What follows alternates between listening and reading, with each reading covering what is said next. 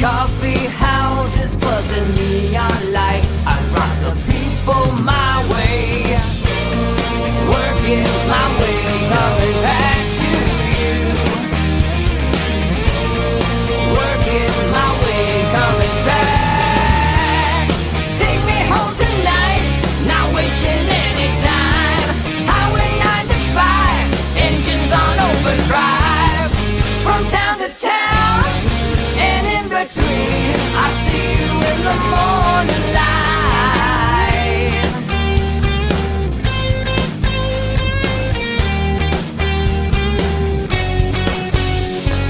New York, Boston, Philadelphia, LA, I still see your face. Buses roll, distance grows, but I remember you're just a dream away. Working my way, coming back to you. Working my way, coming back. Take me home tonight, not wasting any time.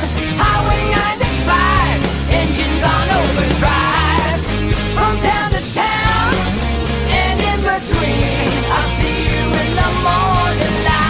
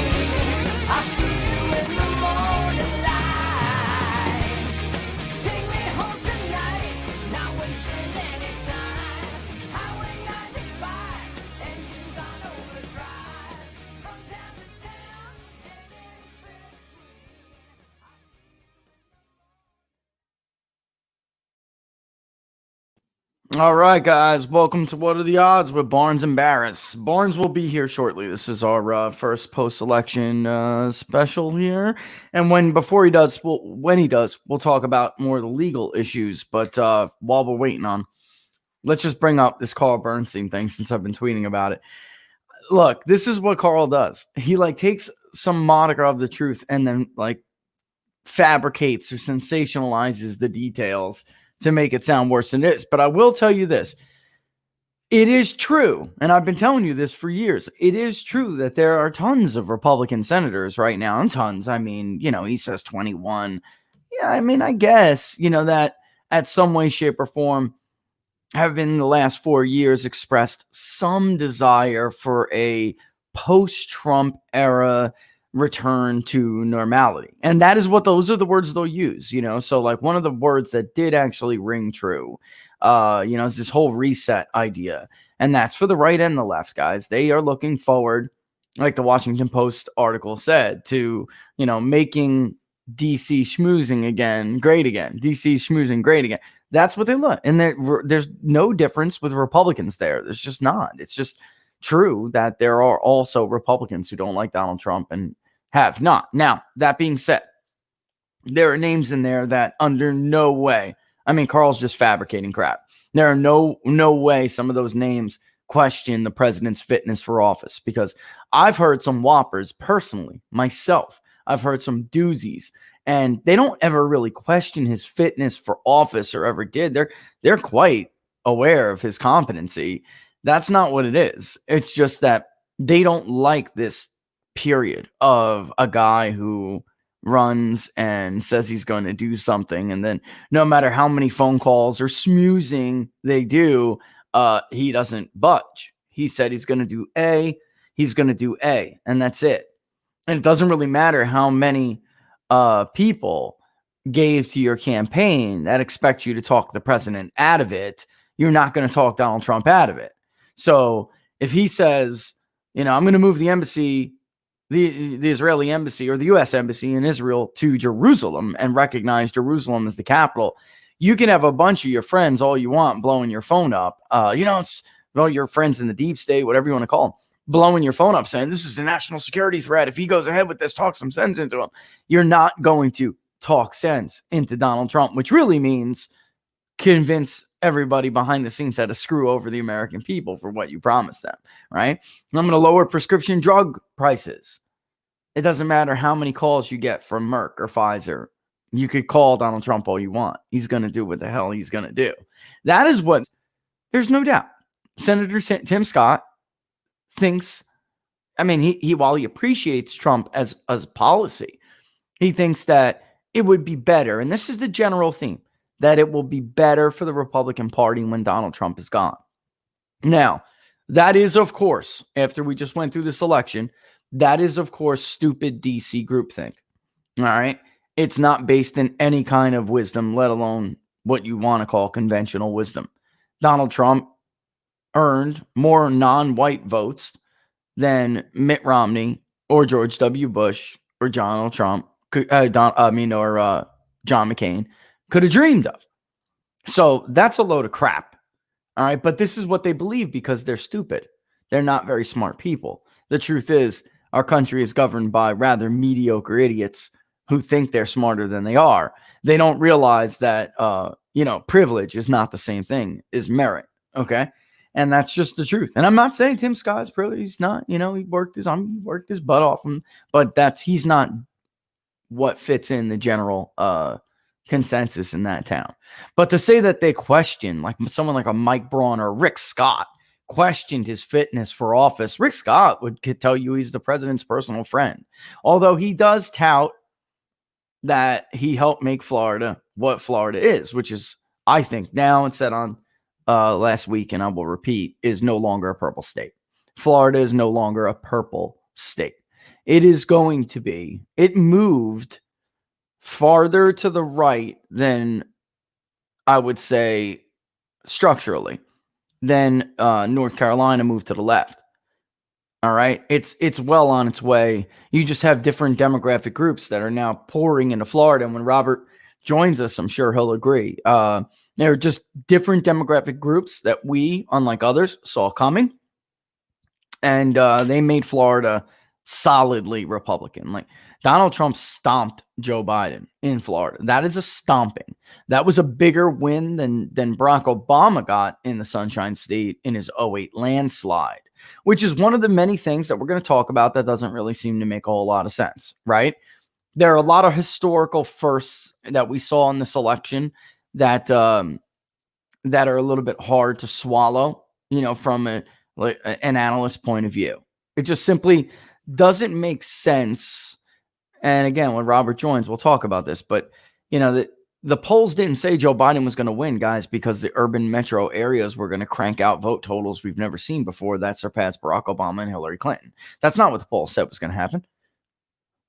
They said the 200 plus pivot counties in this country were going to pivot back to Joe Biden. Vigo County and Pike County in Indiana, they did not pivot. They're the very first ones to come out. Results get reported in those counties. You have Indiana and you have Kentucky come in. And immediately you'll know whether a candidate has a problem by how they're performing in counties like Vigo County. That did not happen. Not a single pivot county in the state of Iowa went back to Joe Biden. Not a single pivot county in the state of Ohio went back to Joe Biden. Woods, Trumbull, nothing. Nothing. In fact, it looked like with an early vote lead, he may get Woods, he meaning Joe Biden, But the election day margin was so overwhelming, he not only didn't get it in Woods and Trumbull, he got stopped because the election day vote was so much bigger than anybody thought it was going to be. And the margin was way bigger than even some of our polling showed. So the polls weren't just wrong. They were wrong on multiple levels. And so were the fake forecasters like the Slimer and the rest of them, because they'll get no more accurate, folks. They will never be accurate until the polls are accurate, because they are just poll readers. Overrated, glorified poll readers with great PR teams and some pretty cool website design. That's it. They're frauds. I told you they were all frauds. And I'm going to bring in Robert here in a second. We'll get more into the legal thing, but I just wanted to point that out before we do, because Robert is here. I'm going to bring him in, but I just wanted to point that out. Understand, this is not what they said was going to happen. All right? He didn't win Macomb County back. Monroe did not flip back. None of that happened. None of it happened. It was crap. A load of crap. And we'll also talk a little bit about the worst pollsters of 2020, because at this point, I'm now ready to name the worst pollster of 2020, because there were a lot, Robert. They all sucked. All right. But the truth is, we have one who we really should call the worst, because he had his hands everywhere. And of course, like they do in that paper, like the rest of the media follows his newspaper. And apparently, when that comes with news reporting, and apparently with polls too, that's the case, right? So they all followed him right off a cliff. And I would say Morning Consult, Quinnipiac, they had worse results, but they didn't poll everywhere. So when you're Nate Cohen and you have an unlimited amount of money, you better do better than Biden plus 10 to 11 in Midwest states that he barely eked out. Like Robert, Greene County, Pennsylvania did not go for Joe Biden 2-1, right? So I'm trying to explain to people here how bad he really was.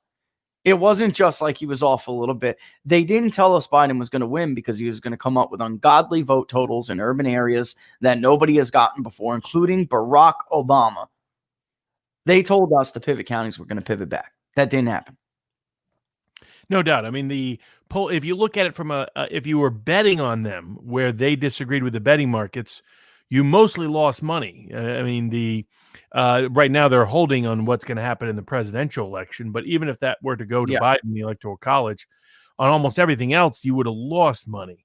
Lost money on Texas, lost money on margins, lost money. Yeah. You know, people who followed us and went and followed all the bets that I recommended made money still, even if Trump is not declared the winner on the Electoral College. They still have made money because of how many markets he did well in, the margin of victories in many states, the way the House vote went, the way the Senate vote went, a whole bunch of things. I mean, so just as an example, I mean, the Texas margin of victory, if you would have bet on Trump 4 or more, as I recommended, and bet against anything that was 2 or less, you made tenfold rate of return on election night. I mean, in Florida, if you would have bet Trump by 2 or more and bet against anything that said Democrats would win, same set of rate of return. Similar rate of return in Ohio. To the margin, they said the margin was 3. I mean, that was if that, and that Quinnipiac was Biden by 4. Exactly. I mean, they said it was a 60% chance in the betting markets that Trump would not win Ohio by 3 or more. 75% chance that he would not win Iowa by 3 or more. 80% chance that he would not win Texas by 4 or more. 80% chance that he would not win Florida by 2 or more. All of those things happened. That he held pretty much everywhere, only the upper Midwest, which ended up being very tight. And there you could make a lot of money because the median betting odds was that Biden would win those states by 4 or more. Michigan, Pennsylvania, Wisconsin, all 3. And that didn't happen. Indeed, the only place, in fact, I don't think there was a single place Biden really exceeded the odds except maybe Georgia. But even there, the odds were about even money as to who was going to win the state. Trump ended up being a slight favorite at the end. That's really, I think, the only place that because Biden was actually a slight favorite in Arizona almost all the way through. In fact, to win by 1 or more, which did not happen. If he's going to win, it's going to be, I think, 0.4%, 0.3%. If that. So he underperformed pretty much everywhere The aside from the suckers who were betting that maybe there was a 5% chance California would flip. I mean, aside from that, and again, what was my recommendation?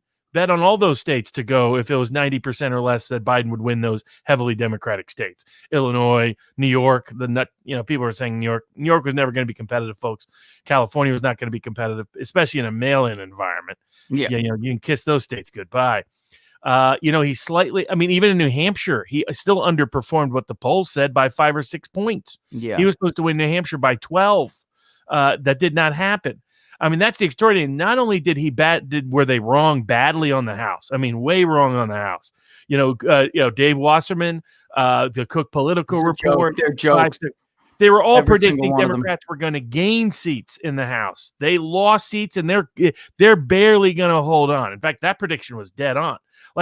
Our prediction, or at least my prediction, was Trump would win 73 to 74 million votes. That's exactly what he's going to end up around. The surprise is these extra Biden votes that came in. But like I said, folks, you can't account for the dead voting in a high turnout election. Which really brings us to because you brought up Georgia, Robert, you brought up Florida, and there is some things, because I'm not going to wade into, and we should talk about this. I don't understand why you would wade into other areas. It would simply, if you were listening to us over the last 6 to 8 months before the election, we told you about this mail-in voting, and we told you, first of all, everyone's got to stop. It's not only possible to cheat en masse in mail-in voting, it's actually very easy to cheat en masse. We're going over right now rejection rates in Georgia, which you just brought up. If Gwinnett County alone had the rejection rate that it normally has in the last 8 years, that would flip the state alone. Yes. People still seem to understand. Take the 5 and Trump wins by a comfortable margin in Georgia. You have to understand there's no rejected ballots. We're going through them, except for ones that were canceled, Robert, with something strange none of us have ever seen before. That says administratively canceled, and everyone we've called seems to say they voted for Donald Trump, and their ballots were canceled administratively. We don't know what that means yet, but we're going to get to the bottom of it. No doubt. I think the thing is, the reason why I was not a fan of where Sidney Powell was going, and I come at this as someone, I think we both have. There's no need for it. No need for it. And we've both been long critics of having too much computer technology involved in the voting process. Yes. We should have hand balloting. We should have hand voting. It should all be transparent. Everything should be observed, from the absentee process to the canvassing, to the count, to the recount, to the recanvassing. There should be audits. We're for all of that.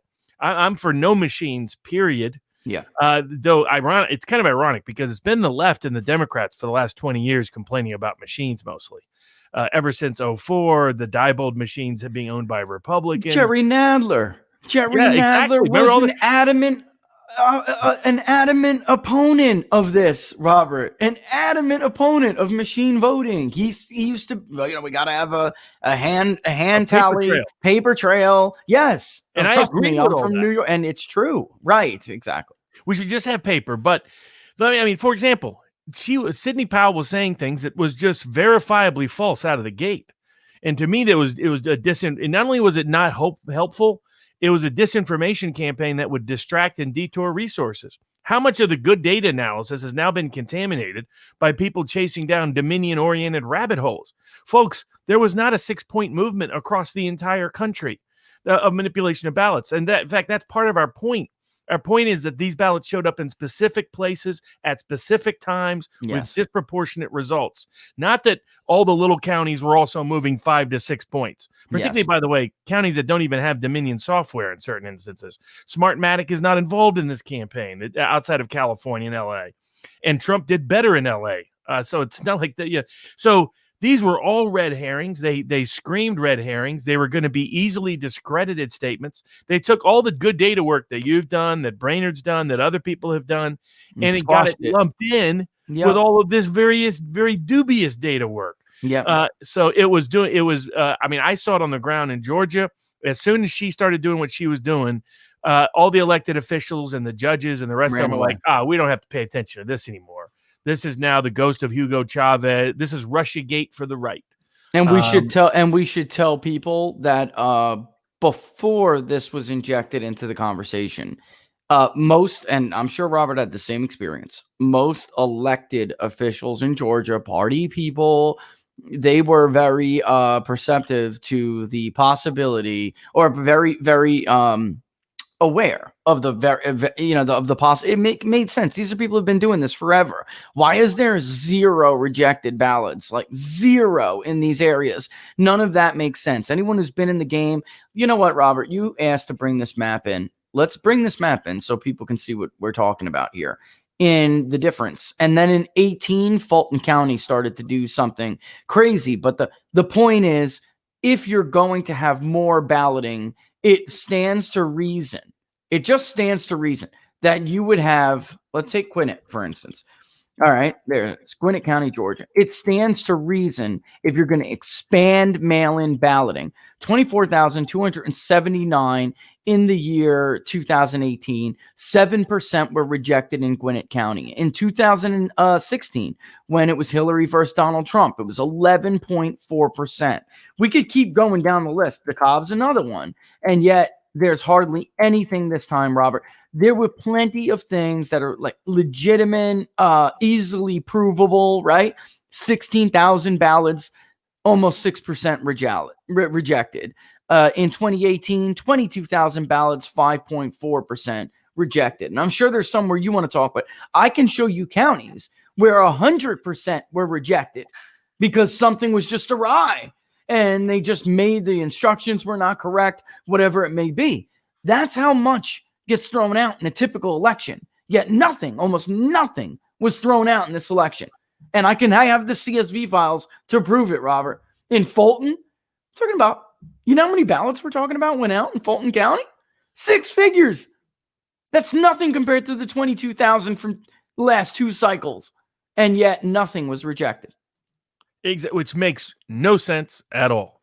And especially also if you contrast it to signature drives, one of the things I was making people aware of was that, Barack Obama understands the significance of signature matches. Absolutely. Because when he ran for the state Senate, he got all of his opponents disqualified because they found half the signatures or more did not match. And you're telling me that this year it was 100 times lower than that?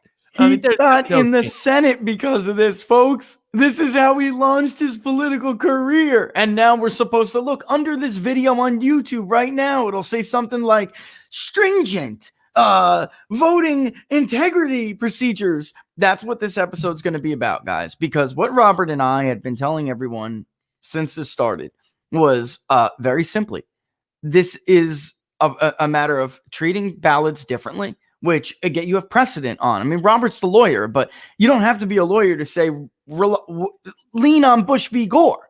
Even Democrats leaned on it when they wanted a new election in North Carolina. They ended up making different arguments. But, I mean, they did it for a reason. I found a concerning level of ignorance, Robert, to the process when people called me in the last couple of weeks and said, can you explain to me how this is done and how these ballots are counted? I found the stunningly high level of ignorance. Like, what the hell was I talking about on the YouTube show for 2 months?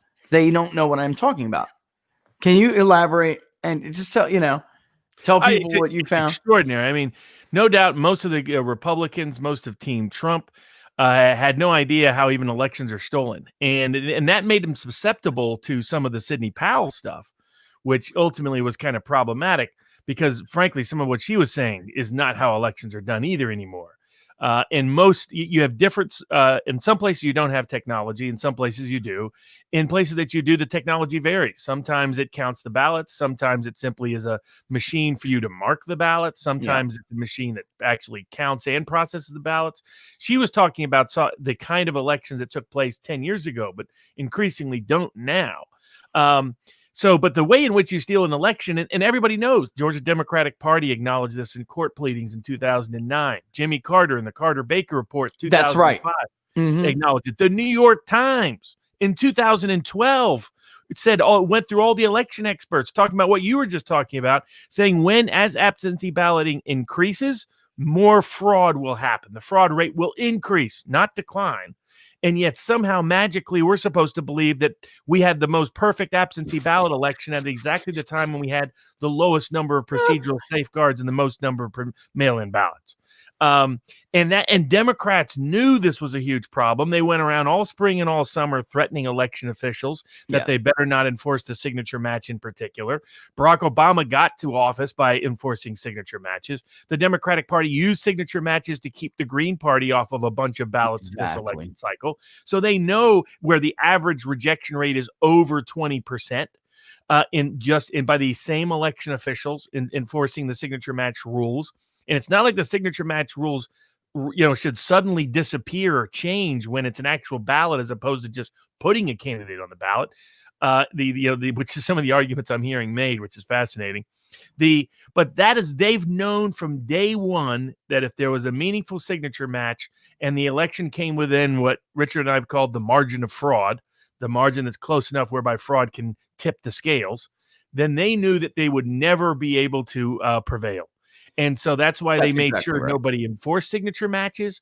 That's why they were terrified of Trump focusing on signature match issues as his issues.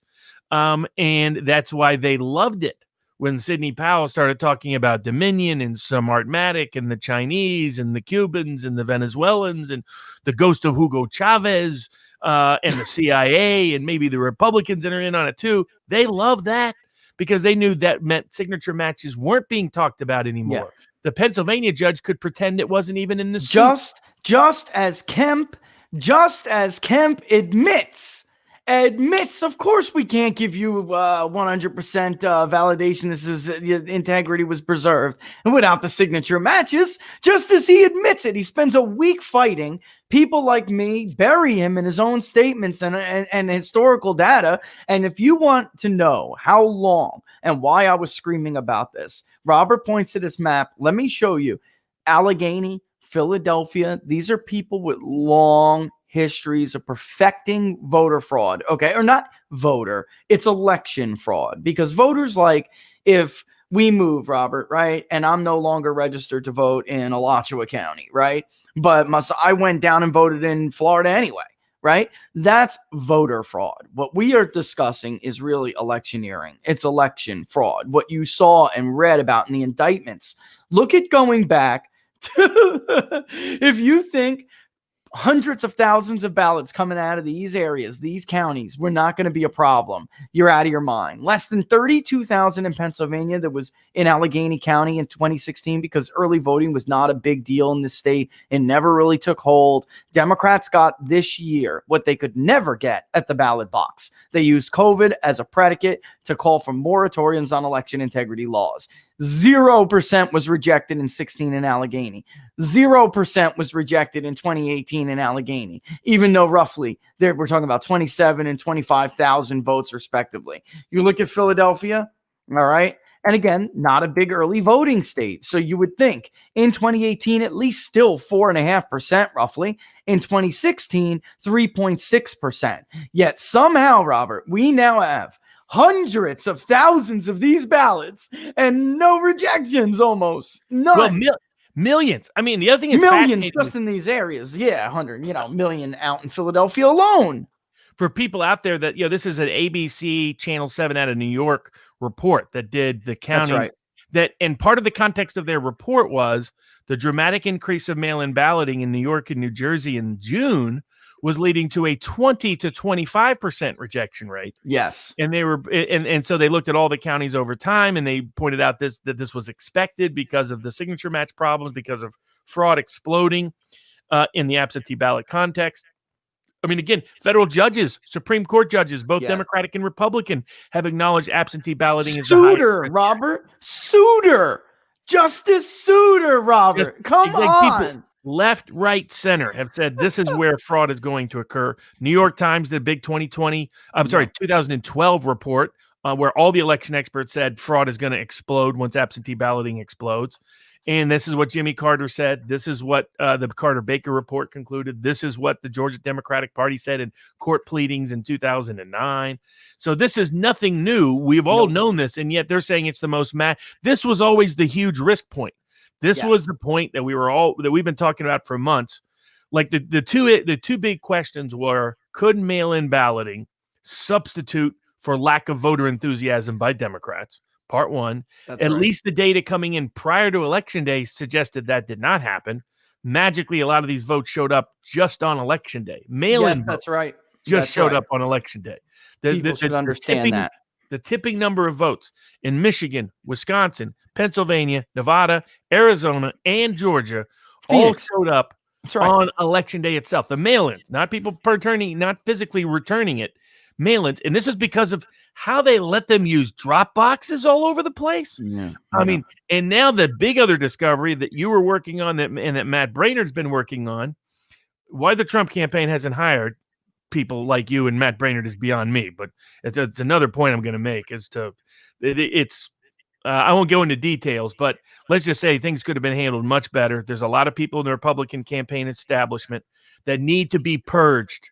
If you've worked on a campaign, a major campaign in the last 10 years, that should be disqualifying.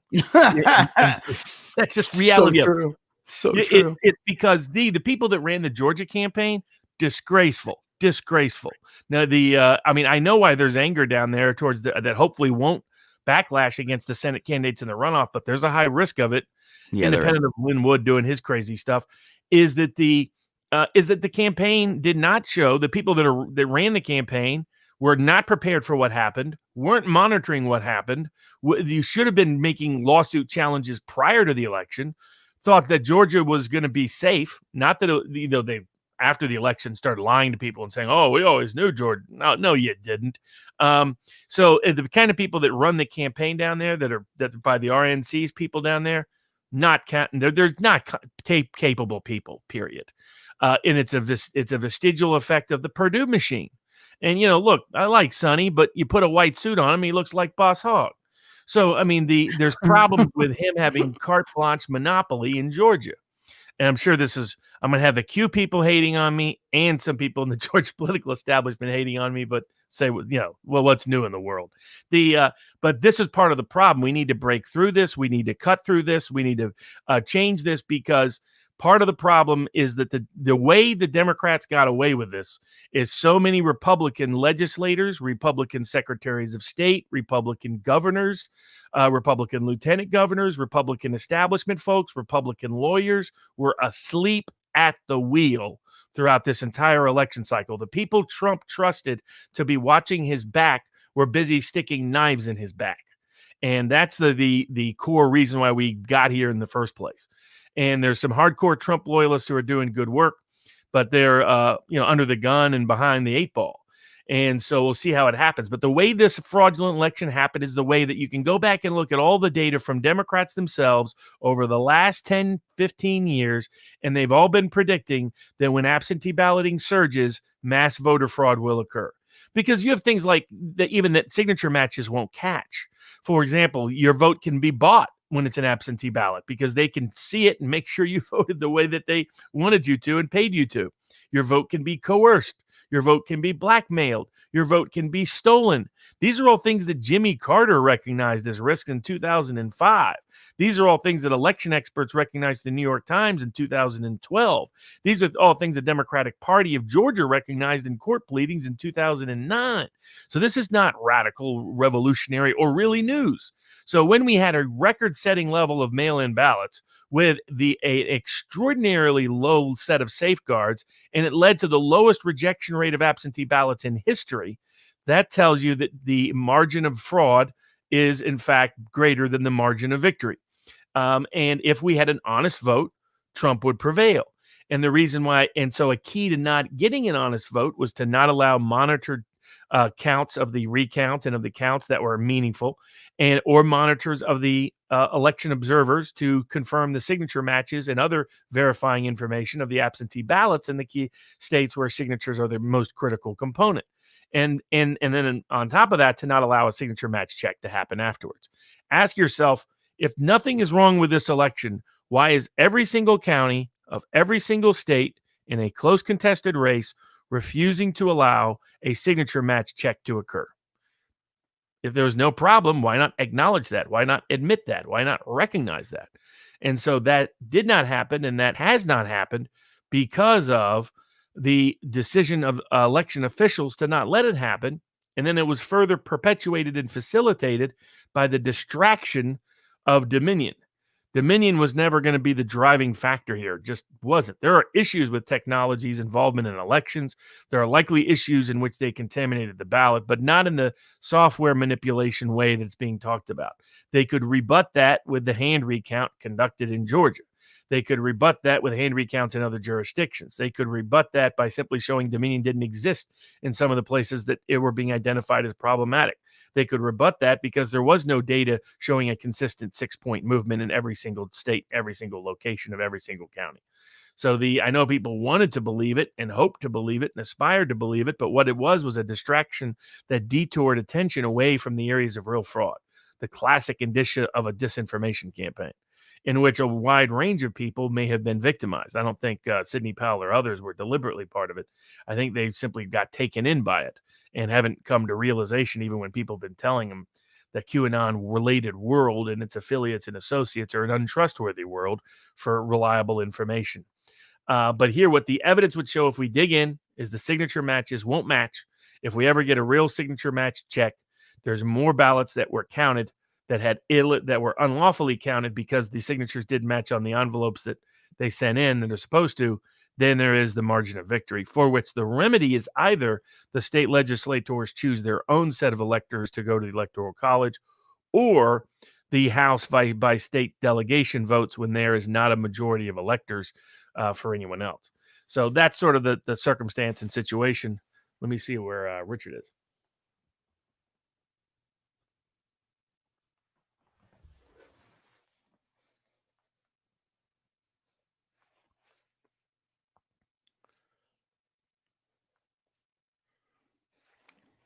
I think he's going to be trying to join us back again.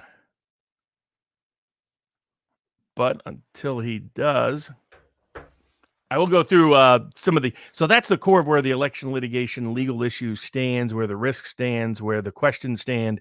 If there's a focus on signature match checks in Arizona, Nevada, Michigan, Pennsylvania, Georgia, there is a very high chance that will show more ballots were cast with unlawful signature matches that don't match than there was the margin of victory, for which the remedy is either the state legislature in those states, which I believe is Republican in every one of them, sends their own electors like 1876 where different electors were sent, or the House decides by state delegation pursuant to the 12th Amendment to the U.S. Constitution and the Electoral College remedies set up within the Constitution.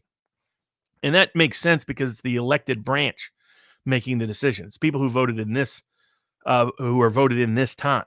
So part of it, when you're voting for a member of the House, part of the power you're giving them is to decide contested presidential elections. So so that's part. And if you don't like how they exercise that power, you can remove them, or you should vote differently at the time of the election. So that makes sense as a remedy, constitutional remedy in the process. The second alternative is the state legislature send them. And again, the Constitution delegates to each state legislature, the legislature of each state, how the electors are going to be chosen to go to the Electoral College, which the deadline for that is if to be safe harbor, to have your electors definitely be included in the Electoral College, you have to certify that by December 8th. So even though there's going to be a lot of certification taking place this week in a lot of states, that's not the final one that matters for safe harbor purposes. So and then often in each state, you can file an election contest. You can file an election, voters can file it. It's due today, actually, in Pennsylvania. It's due at different times depending on each state, but it can still be filed in Michigan, still be filed in Georgia, still be filed in Arizona. There's already been a big one filed by the Trump campaign in Nevada. In an election contest, all you have to show is that there are more votes in doubt, not which way those votes would have gone or did in fact go, because they've separated the ballot from the voter. They've separated the ballot from the envelope, so you can't trace or track it back now. But the remedy is the legal method is not, you do not have to prove fraud. So when you see the media and the press and all these people out there saying you have to prove fraud, widespread, systemic fraud, no, you don't. You don't have to prove fraud at all. The only thing you have to prove is systematic irregularity, or that there were more illegal ballots cast than is the margin of victory. That's it. And the illegal ballots don't have to be intentionally illegal. They just have to be unlawful for any reason. They can be unlawful because somebody just didn't check the box right. They can be unlawful because they didn't market the ballot correctly. They can be unlawful because they didn't deliver it timely. They can be unlawful because they're duplicative ballots. They can be unlawful because the person was not registered to vote lawfully within the state or voted outside of the state. They can be unlawful because someone else clearly cast a ballot because the person was dead. That would be an example of fraud in all likelihood. Aha, Richard is soon returning. Yeah, you're back. Dude, you know what just happened? I tried to open up. I wanted to show everybody the rejections in the absentee ballot list. But Fulton alone is like 400 and something thousand absentee ballot records, like 460,000. The whole damn thing just crashed. So I try, just so people could understand what I was saying, like what we're trying to explain to them. If you have in a normal year, 22,000 something ballots that go out and they're rejecting 5%, right? 4.5%. And yet somehow you vastly expand that to almost every damn voter in your district, right? And there's just not that many rejections. The only things you see is that, okay, this person came up to vote in person, right? Or this ballot was destroyed, so we needed another ballot. There is none. There's a column where it says challenged. Was this ballot challenged? Robert, you've seen what I'm talking about.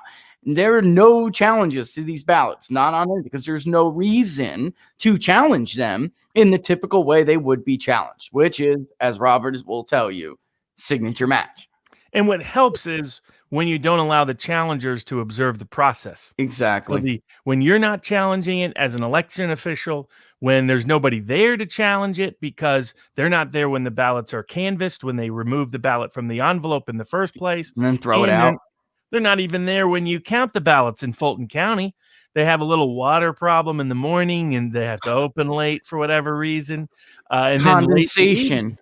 Absolutely. Then late in the evening, it's, everybody go home. We're not going to count any more ballots. And as soon as they're out the door, it's ballot counting time. It's if they have nothing to hide, then why are they hiding things? Yeah. If they have nothing to lie, then why did they lie to people? Mm-hmm. Why did they deny monitors and observers in Michigan and Wisconsin and Pennsylvania and Georgia, and in Nevada at different stages or at all stages, depending on the county and the location? Why did that occur if there was no irregularities here? And the absurd interpretation, the Pennsylvania Supreme Court, and this is where a lot of liberal legal commentators are going to be wrong. The U.S. Supreme Court is likely to take up a case. It may not take up a case that will make a difference in this election, but they will take up, I believe, a case because the Pennsylvania Supreme Court is making laughably bad decisions that would make our democracy an embarrassment moving forward. 5-2, 5-2, 5-2. Just to write along when you party come out line. and say that it counts as to be a poll watcher under Pennsylvania law, even if you can't see what it is they're doing. Yeah. Even if you can't see what the ballots are, that is a ridiculous ruling that is intellectually has no credibility. It's intellectually dishonest, and it is a disgrace. If a foreign court issued it, we would never certify or recognize their elections ever again. That's right. And this is happening in the United States. Some of my Democratic friends out there, it's all because they assume Republicans will never return the favor.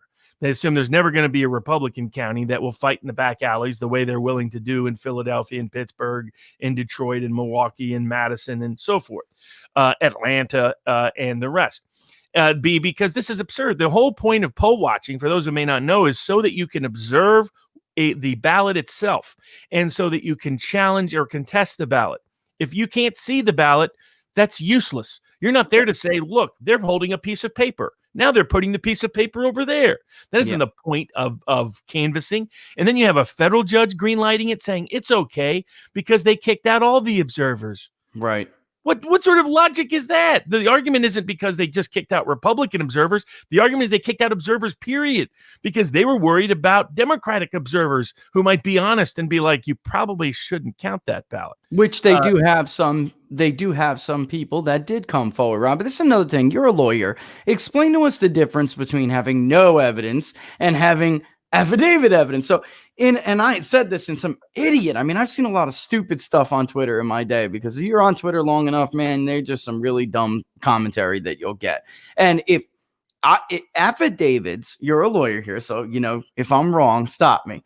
Affidavits are testimony under oath. If a judge or court chooses to have some kind of a trial or go forward, those affidavits turn into on the witness stand testimony, right? And that you can use on, it happens every day, that on the witness stand testimony can send you away for life, man. Like somebody saying they saw you do something could get you the death penalty.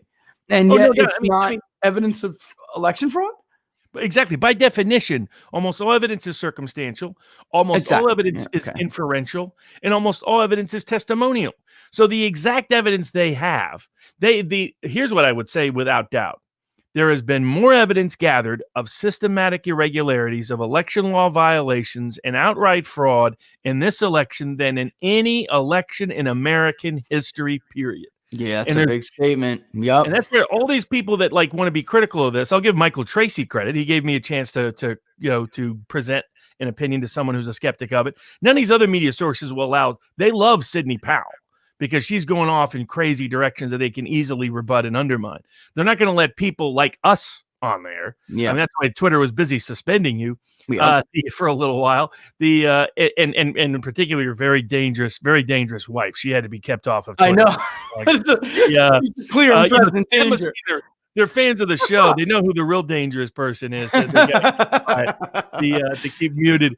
But it's because we can refute this with quick ease. So, I mean, some of these, there's not a single self-respecting lawyer that could justify that Pennsylvania Supreme Court decision that said monitoring doesn't require monitoring. There's not a single one that can justify that Pennsylvania federal court decision. And by the way, folks, yes, he was appointed by Obama, but guess what else he's a member of? The Federalist Society.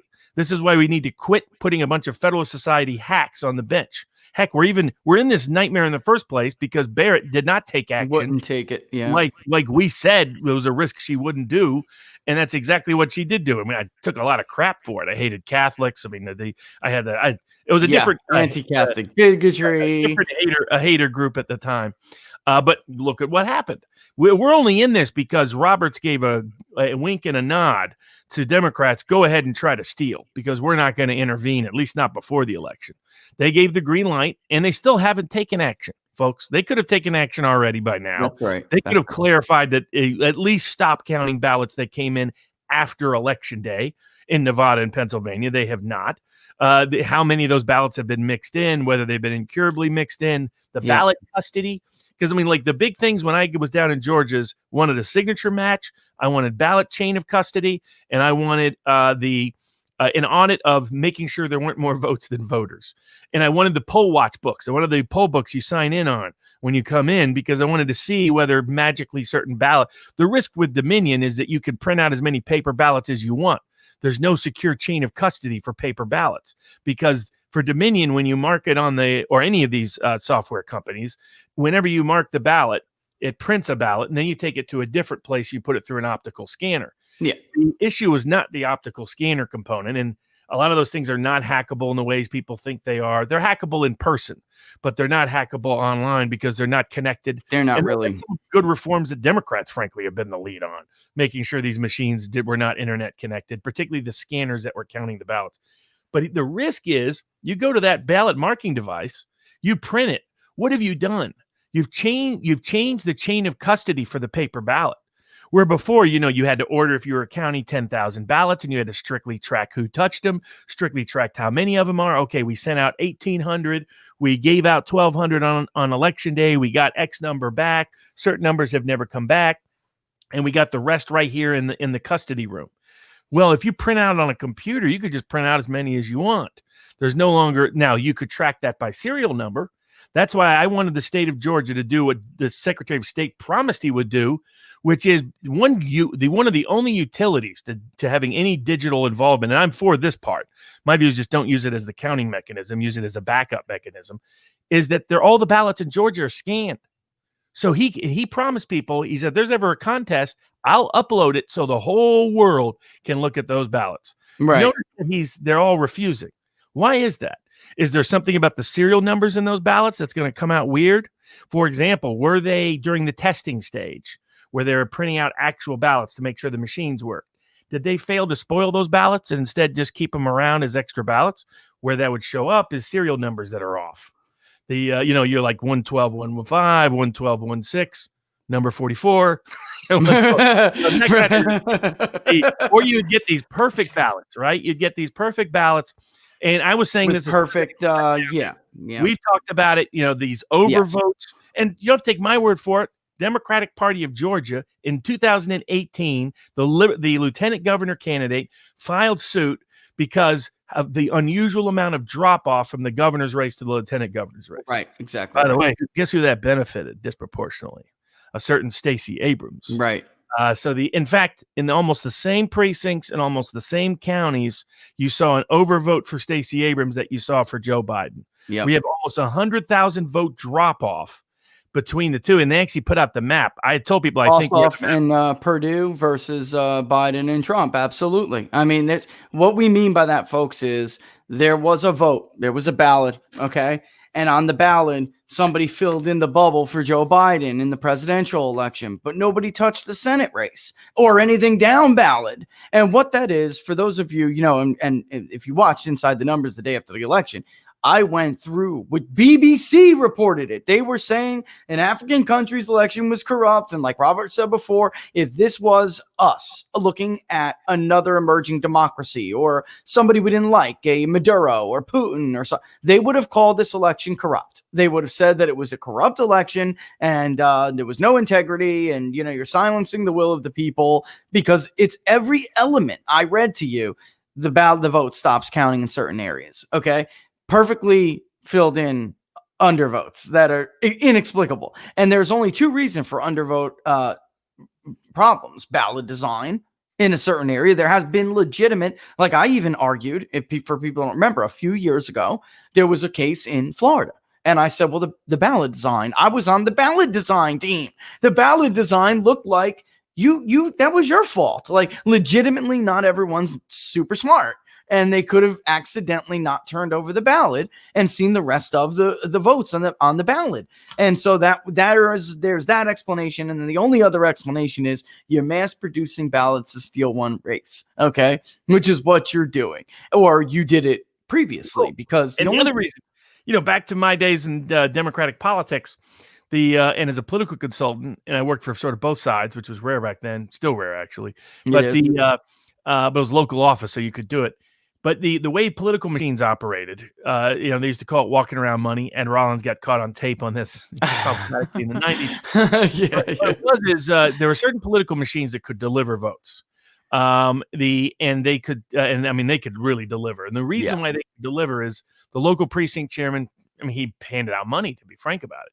Now, there's an argument about this being good for working class communities because that guy will actually look out for his voters a lot better than the people they vote for because he needs them, because he gets paid based on them voting for someone.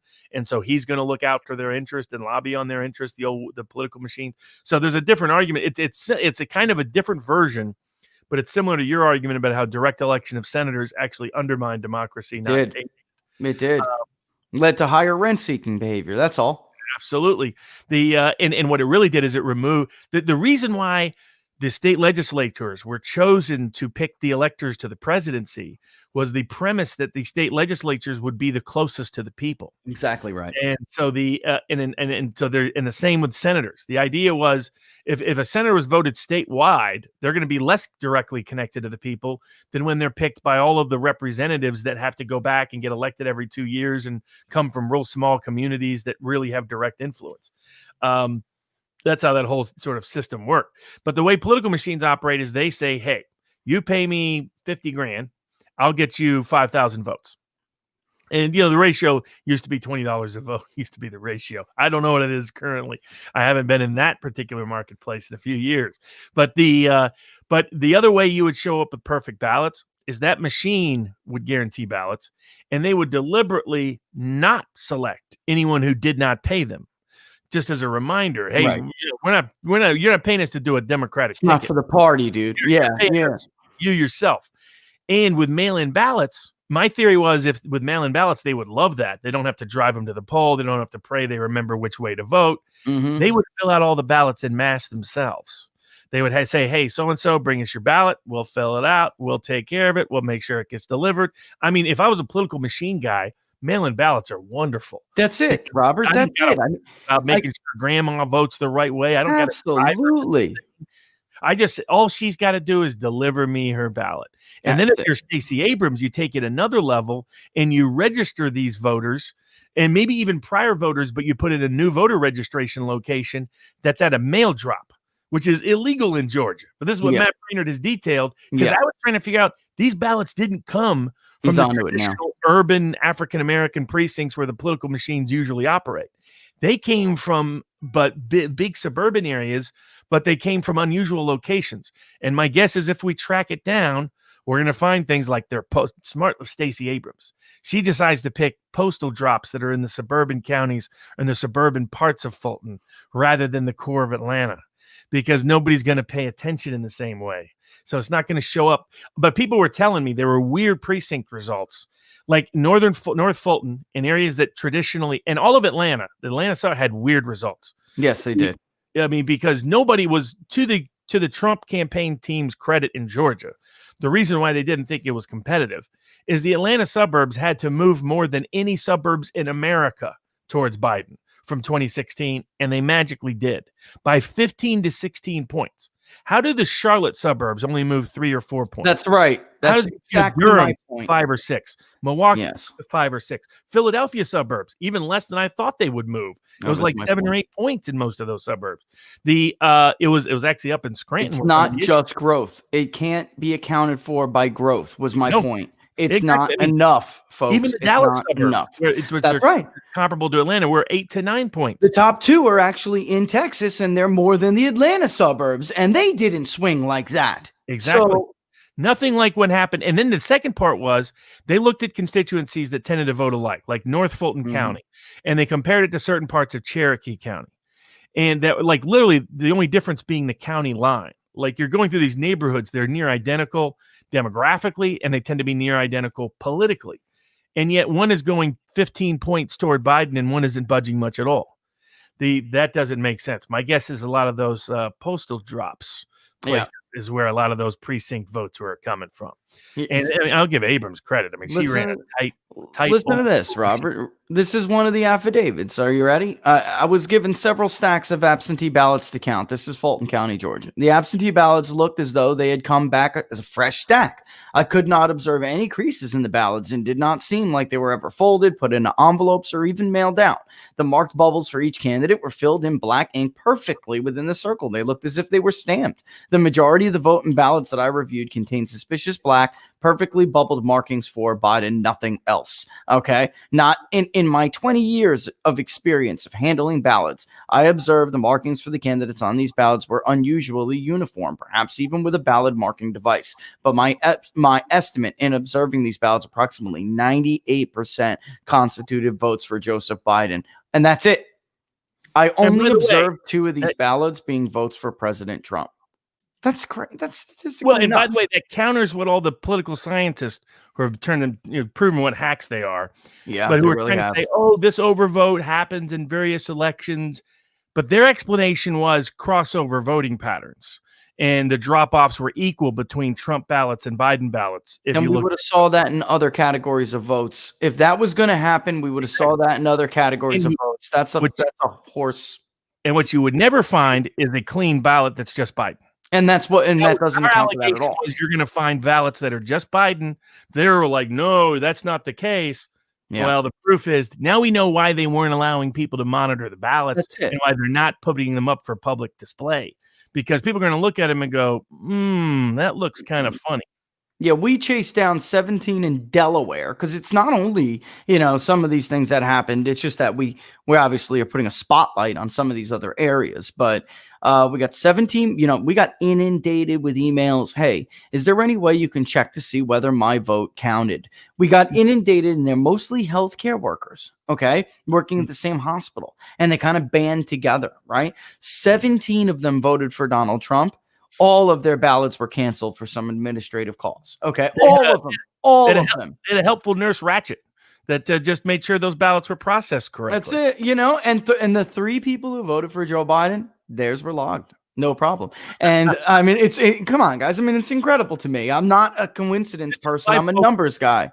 The pre-canvass was critical. The rules they try to create that the media and the legal law Twitter is trying to mischaracterize. Yeah. The reasons why Pennsylvania, Michigan, Wisconsin wanted absentee ballots counted last was because they wanted to make sure that they were properly canvassed first and then properly counted. What they did exactly what they did instead is they did a pre-canvass without anybody knowing, and that's what allows them to know. That allows them to not clear signatures, have ballots that were improperly received, duplicate ballots that were improperly received, to all be counted as part of it. That allows them to separate the ballot from the envelope in ways that can never be traced and tracked back again. So that you can't ever really certify Trump as the winner. You can just certify the election as invalid. Limits your remedies, and it allowed them to also then ultimately count ballots without being monitored. But that's why and then the second component is there's this bogus storyline out there that the reason why they had to count when they did was because of this rule that they counted absentee ballots last. But that's not what happened. That's nonsense. Ohio's one of the most strict states for handling absentee ballots. They did it no problem. There was no issues. But even independent of that, in all these states, they still waited for the Republican counties to report all of their ballots first. So it wasn't a case of just waiting for everybody to open absentee ballots. That would have been around midnight.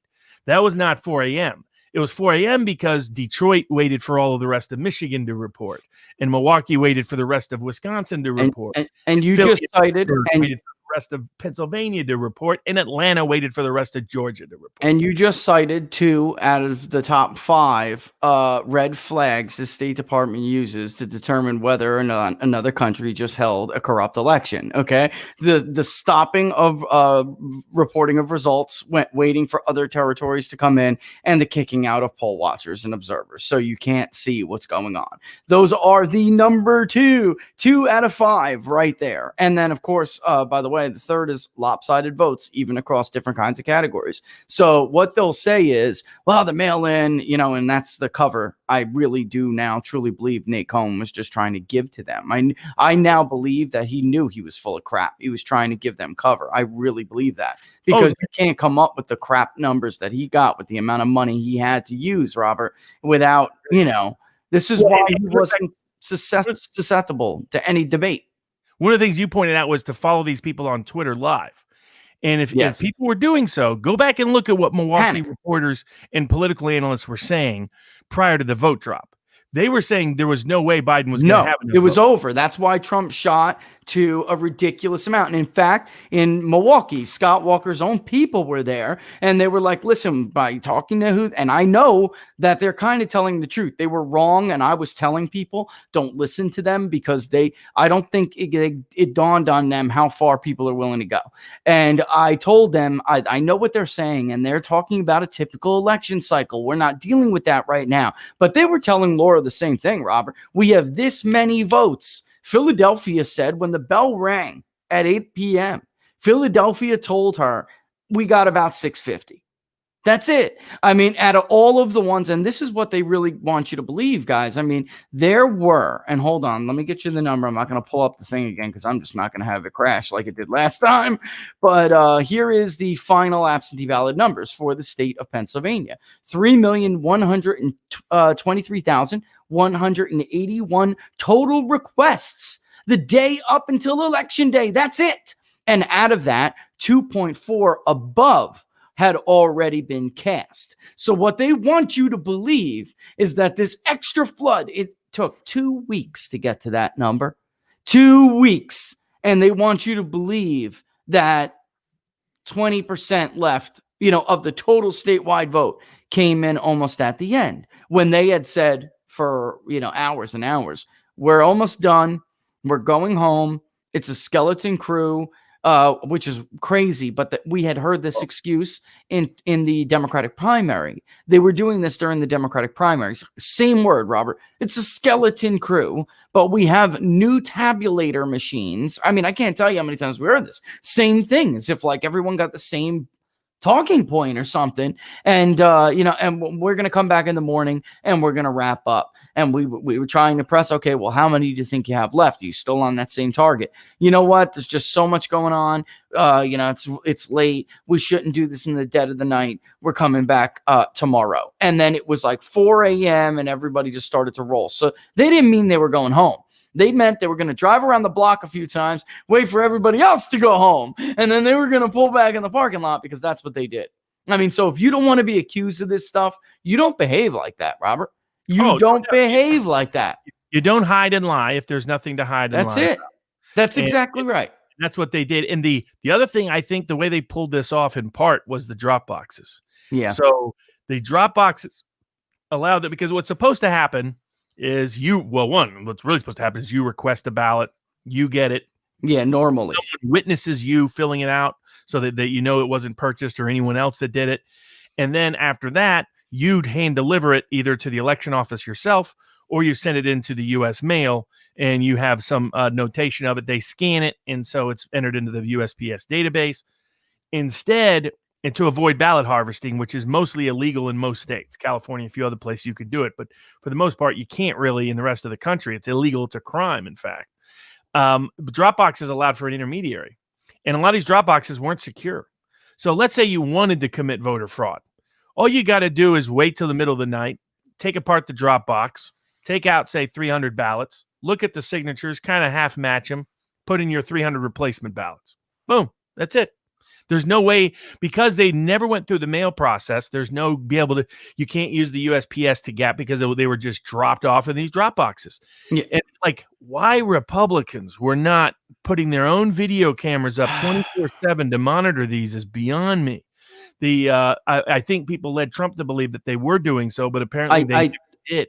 I do too. I've heard some things that said that very much the same way. Like they really did believe, or at least the president was led to believe, that they were really keeping an eye on this stuff. And let me tell you, folks, he was assured at the end of the night. And I don't abuse my privileges with certain people, but I abuse the hell out of them on election night. I said, don't you dare go to sleep. You don't understand what you're about to face. I told them that. And they were assured that the margin was too much to overcome very foolishly. Joe Biden's own campaign people said. Yes. Yeah, and now I was wondering why they put out those numbers, but now I know, or now I have a hunch. They put out numbers to the press that said if Trump wins election day vote by Robert, these margins, he killed it, several 100,000 over the target in Pennsylvania. All of them. He got, not only was his margin bigger than what they said, if he hit this margin, he would win. Yeah. And that he need in terms of percentages, and then he would needed this amount of turnout. Both were higher than they said. In all of the states, in Pennsylvania, Georgia, North Carolina ended up winning, of course, but Pennsylvania, Georgia, Arizona, Nevada, Wisconsin, Michigan, he exceeded the numbers everywhere by 2 to 3 points. This is why the betting markets believe went to the moon. Yep. I was telling people, I created a little locals board, vivabarneslaw.locals.com, and I told people, go there on election night. I'll give you insights on the live chat. And I told people in the live chat late at night, time to sell your bets, time to sell out, time to get out of the markets. I got out of the markets that night because you can make a very good profit. Number one, number two, no matter what happens. Yeah. And what we'd been talking about for months, and what I repeated to them, the people that are on the live chat, was I said the big counties are holding back. I said that's a problem. And and now I think the reason why Biden, I was like, why would you leak those numbers in advance? I think they were mostly signaling to their own people. Yeah. By the way, if he gets these numbers, this is how many more you need to add to the equation. And that's how we're getting these ballots show up at the last minute. And I wonder, when did they pick up the Dropbox ballots? This is the reason why I was obsessed with ballot custody in Georgia. Yeah, well, I can't understand that you ran into such. I can't understand why you ran into such resistance with these very simple arguments. And then it really did dawn on me, though, that people they just don't understand a couple of things. One, very basic, electioneering, just very basic things about how chain of custody and how easy it is, right? Without these integrity law, because I'm from Florida, I'm the Florida guy, right? So I understand what those laws, and they were bipartisan, by the way. Bipartisan, because we didn't want to look like fools anymore. So these were bipartisan rules, and everyone kind of had it hatched out and understood why everything needed to be done like this. And there were several people who refused to listen to those laws after year after year after year. They were removed, Robert. You had to end up cussing on election night because Broward County was waiting again, doing exactly what the whole state legislature comes together, says you can't do this, this, and this. Everyone by 8 p.m. we need to know what do you got in absentee, what categories you got. You're not going to be able to put any more in the pile after a certain time. That's it. Why? Because you'd have to be an idiot not to understand what happens if that deadline is not abided by. And this, couple handful of women refuse to follow these procedures. Don't you find it a little funny they were removed this time and everything went out without a hitch? And Laura was like, look at it, Broward County. She was like, I wonder how much Broward was a Republican ever really in the 20s in Broward County? Does that ever really happen? We'll never know, right? No, and credit to DeSantis.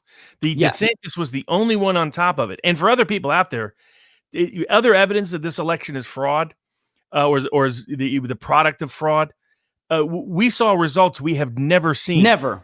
Ever. 15 bellwether counties that have voted for the winner, 15 consecutive elections, vote overwhelmingly for Trump, and somehow Trump loses. That's Iowa, Ohio, and Florida all trend toward Trump. Ohio and Florida more so than 2016, and yet states that have always trended with them, Pennsylvania, Michigan in particular, somehow don't. Not only that, they're asking us to swallow too many first evers, Robert. Trump improves amongst Norwegian voters in both Wisconsin and Minnesota, but somehow loses the state in Minnesota. Now, Minnesota could happen because of the Minneapolis suburbs. Still, whatever happened in St. Louis County. But there again, in other elections, we'll look at polling results and see if things are completely opposite polls. Every poll had Trump winning St. Louis County. Yeah. And suddenly it got more Democratic. What I'm seeing is unusual mail-in balloting, maybe just substituting for lack of enthusiasm, or maybe what even the New York Times called granny trolling. Yeah. Where you do is you go to nursing homes and you get people to vote for you. Well, we know that happened. We know that happened. That was, so many of those were actually caught on tape, Robert. We know that happened. Lackawanna, Robert. By the time we approached 2016 vote totals in Lackawanna, Donald Trump was leading in Lackawanna. A last-minute dump of all mail-in ballots went so overwhelming for Joe Biden that it not only flipped Lackawanna, but it was almost a 20-point swing. And by the way, folks, Bucks County was only 3 points. There's under FBI investigation for the last years. I know because they approached me because of someone else that I represented. So and yet Bucks was only a few points even after the mail. It's just you get anomalies doesn't jive. Georgia, you have neighboring counties that trended the opposite way that have the same demographics. And here's what stands out. What I was curious about were the counties that trended, surprisingly towards Biden compared to other counties or precincts, were those places that had unusual number of Biden-only voters? And the answer was yes. It's yes. Yeah, we know that from the map that came out today. That's absolutely, you could overlay it. Remember the old school projectors where you could overlay stuff? Dade County, it's right across the border from Chattanooga where I grew up. Yeah. And Dade County's pretty clean. Dade County didn't have any of these problems. It trended a little bit more towards Trump, like the rest of rural working class America. Trump's slight improvement. Big improvement in number of votes, slight improvement in margin. And there was no big overvotes for Biden. But right nearby, Whitfield County, which does have some more interesting people there that run things, operate things. You got unusual numbers, and you had unusual numbers of Biden overvotes, and that happened throughout the entire state. That's the numbers that are out of whack. For Trump to improve as much as he did amongst Mexican American voters, to the point you win Zapata County, which, by the way, is named for Emiliano Zapata, the Mexican revolutionary. Okay, he wins one of the most democratic loyalist counties of Mexican Americans since the 1950s, 1940s. He carries it. And yet somehow lost ground in Arizona and Nevada, where there's a lot of Mexican American voters apparently trended towards him too. So, is it possible that's totally on the up and up, that they just got a whole bunch of substituted for enthusiasm with mail-in organization? Maybe. But I'm saying those are the kind of anomalies that usually are the product of are indicia of fraud as often as they are indicia of honest voting. It's really from a math point of view, from my math mind, Robert, it's really what you're talking about with this kind of historical first that I am having a hard time swallowing. You have all of these areas that you were just talking about and the disparities in those areas. You have all of the pivot counties. Not only did Trump not lose a single pivot county, guys. I mean, he not only didn't lose a pivot, not one pivot in Iowa, not one, but he actually did better in about almost 80% of them. So it doesn't make sense to see that. And then yet Wisconsin, you would see something like, what we saw there. It just is tough. It's very tough. What about Juneau, Robert? Juneau all of a sudden is not a bellwether anymore. Exactly. I mean, almost too many times. The Norwegian vote is usually the combination of how the Norwegian vote goes and how Ohio, Iowa, and Florida goes is how Wisconsin and Minnesota goes. That's and right. Yet it was different this time. And like I said, it was weird. Like in Michigan, you'll find one county where he goes up 3 points. The next one he goes down 2 points. They're right next to each other with identical demographics. That just you don't see this. So while it's possible we had a historically unprecedented election due to very historically unique factors, that is a plausible explanation. Sure. It's by no means the only one or the most persuasive one, given what else we know. It's plausible, but to me, it's not the most persuasive. Yeah, no, what you just said, it's a plausible explanation, but it's not the one with the most evidence, right? So it's just not persuasive one. And that in Robert, evidence that we have in every state where you had to meet those deadlines, right? And then in every state where there was no hoarding, right? Which by that one is what I'm talking about, where these certain areas are holding back. It's not that they don't have them and can't feed them through the machine, guys. They're not feeding them through the machines on purpose. So there was no hoarding. And then where we had the early vote, whether it was in person, absentee, or both in most of those other states, dumped at once. And then the election day vote added on top of that. The election day vote was enough to overcome whatever deficit. North Carolina, Texas. Two big swing counties, Florida and Ohio. That's right. I mean, those both trend towards Trump. We have not had an election in the modern era where they never toward the loser. Never. So never. It's and they had, but what did they have? They had Republican governors, they had Republican officials that were actually enforcing the law, unlike Georgia, where the Republican Secretary of State was so intimidated by Stacey Abrams. What a coward! Every crazy and he lied. He lied to his representatives lied to me. By the way, his lawyers were supposed to be Trump's campaign's lawyers. So how do you think that was supposed to work? So if people want to know why did Trump campaign not have the best lawyering in Georgia prior to the election, it's because they're actually getting their bread buttered by the Georgia election officials screwing up the election. So that's where they were glaring. That's going to anger people. Let me tell you, that's going to anger the hell out of people because we get these messages constantly.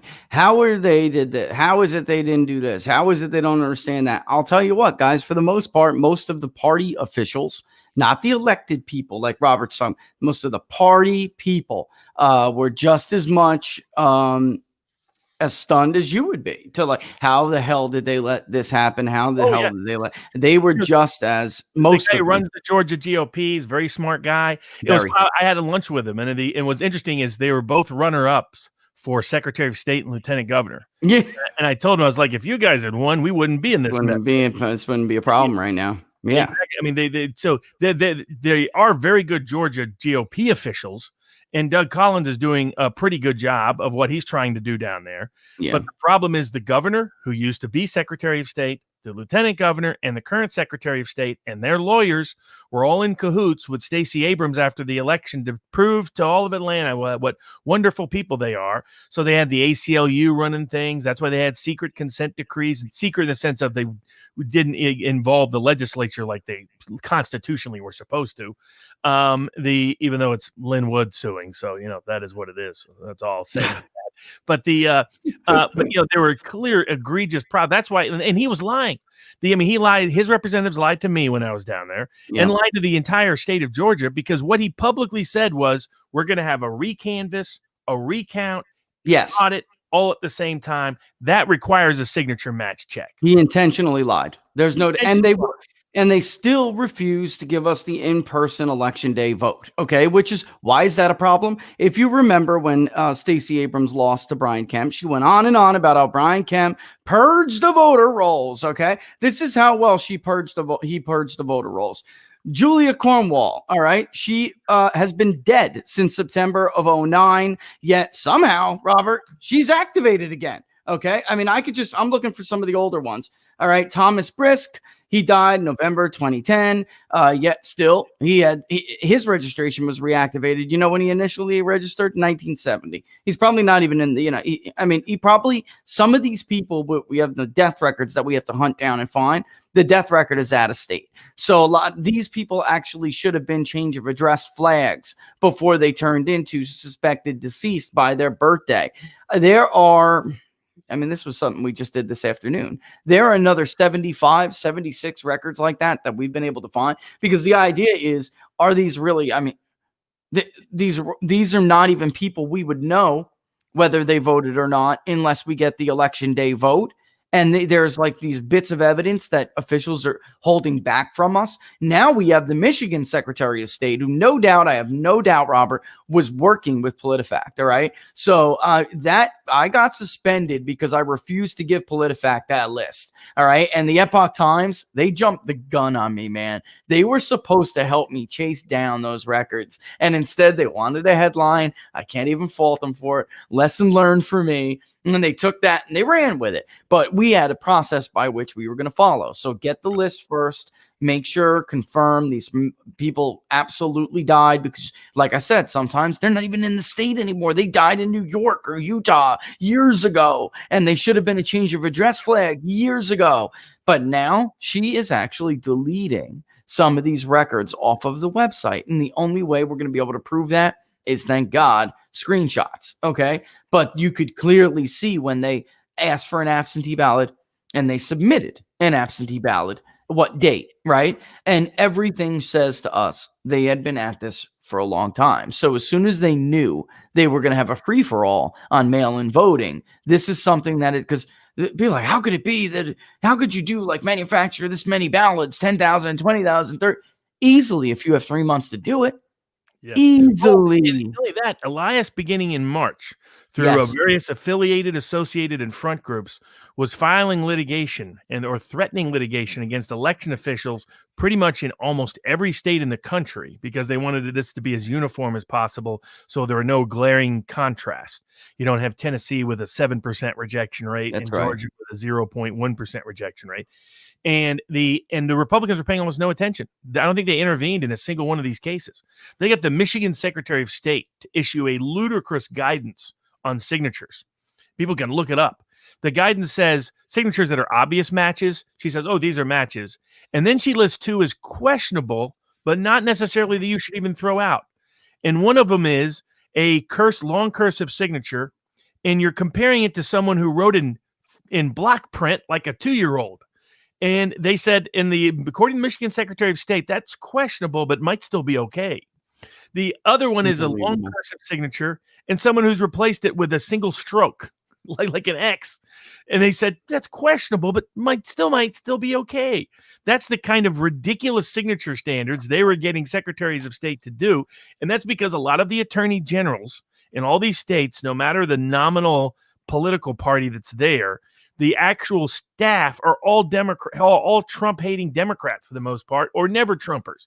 So they were, while representing the state, secretly compromising deals that basically gutted all of the procedural safeguards against fraud for the election, and Republicans helped them do it by not being on the. Yeah, and Robert, I don't know if you got a chance to talk to him yet. I don't want to out him here yet because he does this for a living. But, in a way to try to make this as credible as possible, we brought somebody in who does this for a living. Okay, and not just for elections or anything. I mean, they are a fraud investigator. And if it was, I just looked at what he sent, and it's incredible. Like I said, if so-and-so, because the Michigan Secretary of State's line was, okay, well, maybe this person did submit an absentee ballot and is dead, but it doesn't mean they counted. All right. And that was when it was only a few that I was trying to show them. Right. Okay. I'm willing to believe that for a few entries. I'm not willing to believe that for all of these. And if that was true, why are you now deleting them? Why, if you go and check to see if they submitted an absentee ballot on the public face website, right? Why a week ago could you type in their first name, last name, zip code, birthday, and their information came up, but now it does not? And I can only prove that because of the screenshots. But over and over again, these same damn clerks, their same names, the same offices, over and over. And that's why I tell Republicans shouldn't just pick on Wayne County, because it's not only Wayne County. It's like, if you have that much time on your hands and you control this many local offices, then you could. Who works at election offices. They're the demographics of Trump haters. That's right. I mean, in particular. I mean, they're your librarian, school teacher. They're the kind of person who is eager to answer a poll during the election, help skew it. That's who these people were.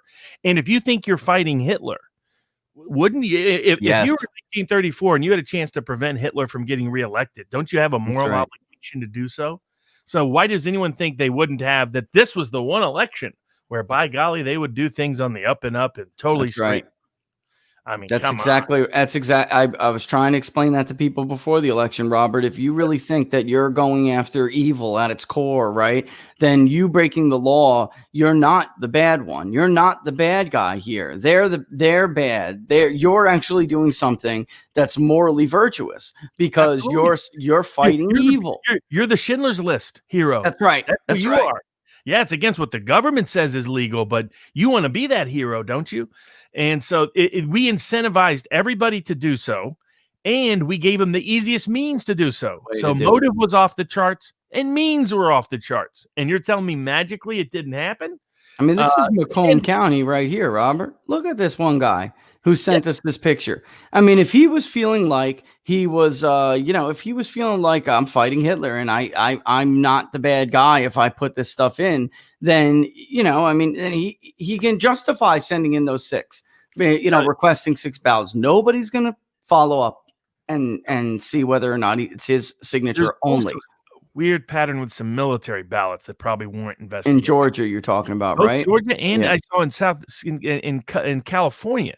They're reporting from certain military bases a huge shift towards Biden. Yeah, there's in Fulton County, man. It's like somebody contacted me earlier today and asked me, and it's unfortunate because I can't look up. I can't, with the information they're giving us, I can't separate off of the 100% list, right?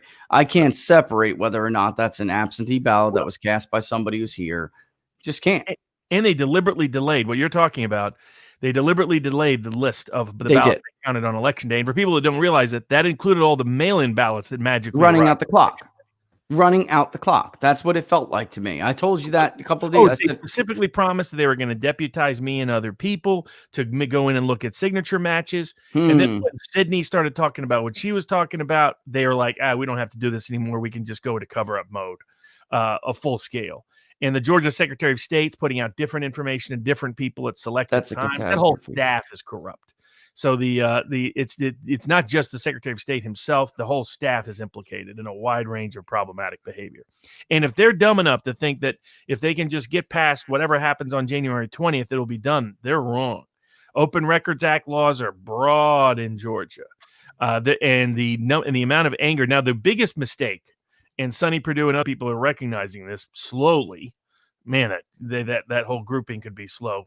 For people who don't know, Sonny Perdue got elected governor. He's now whatever cabinet position. His cousin is running for the United States Senate, sitting senator. The problem is he monopolized a lot of the campaign staff people in Georgia.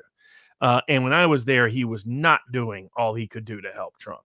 And it was explained to him that and other people there that would not look good. That would not help the runoff turnout, which they need.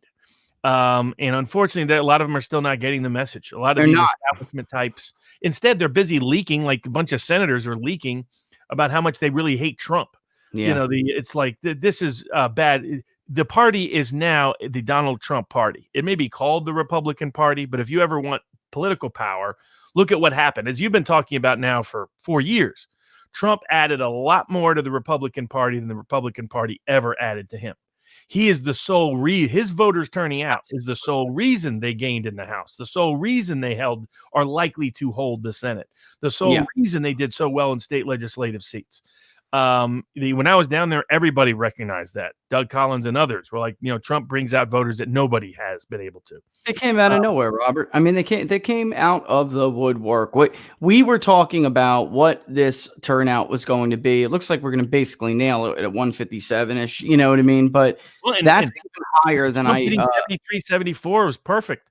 Really, the only thing is about 6 to 7 million extra votes coming in more than I expected for Biden. Some of that, again, may be unique turnout, or in my view, I mean, that's the one thing Sidney probably got right. The number of ballots that probably would have, well, put it this way, even if they weren't fraudulent ballots, but would have been thrown out in another election or would not have occurred. That's of course right. Is at least that 7-8 million margin. Yeah, if people don't understand that, Robert. And the other thing is we've been vindicated on everything else. If we don't have the pandemic lockdowns, Trump wins with ease. If we don't have mass mail-in balloting, Trump wins with ease. Both of those facts are true. I think Barrett was probably a wash in the end. But for all of those conservative establishment Republicans, look at all of this bowing to McConnell for appointees and deferring to Ryan for legislative agenda. Look at what it did for him in Waukesha County. It did nothing for him. Zilch. He should have kept doubling down and tripling down on his working class support, not worry about what a bunch of never Trump would be Ben Shapiro types think. Who cares? Because obviously Ben Shapiro has got the big fat influence of a big circle. You could inside the donut. That's how much influence Ben Shapiro has. Because his voter group still continued to vote more Democratic than they did in the last cycle. So but Trump's populism is real. Say it again. I was just going to say, which was kind of expected. I mean, people have to understand it doesn't matter what those people feel more comfortable with an establishment Democrat like Joe Biden than they'll ever feel with a true either conservative or who doesn't belong in the establishment or a populist. For sure, a populist. I mean, they were never going to come back like that, like the Chester County Republican or something like that. That's a pipe dream, Robert. That's a pipe dream. It was a waste of time, a waste of effort. We'll get suburban moms because Amy Coney Barrett's a Catholic suburban mom. She clearly didn't add any votes. If anything, she did subtract some votes by letting pre-existing conditions get stuck into the election context. That's not, according to the so-called exit polls and the voter analysis, what happened in 2016 happened to him again in 2020. This idea that there was some exodus, right, from the white suburban woman, and it was going to be twofold, threefold more. It didn't happen again. It just didn't come to fruition with them. I mean, mostly what they did was Trump got out even more vote. Well, it was about almost exactly. I thought he'd hit 73, 74 million. That's what he did. He got increased turnout from his base. He held his white working class base. There were these are some other anomalies. You improve in Youngstown, but do worse in Erie. That's a weird overlap. I think we all know what happened in Erie. All right. People that are telling me, there's like demographics. I was like, and this is the problem, by the way, with Sidney Powell putting out the whole movement was across the country and Trump really won California. And it hides these critical anomalies.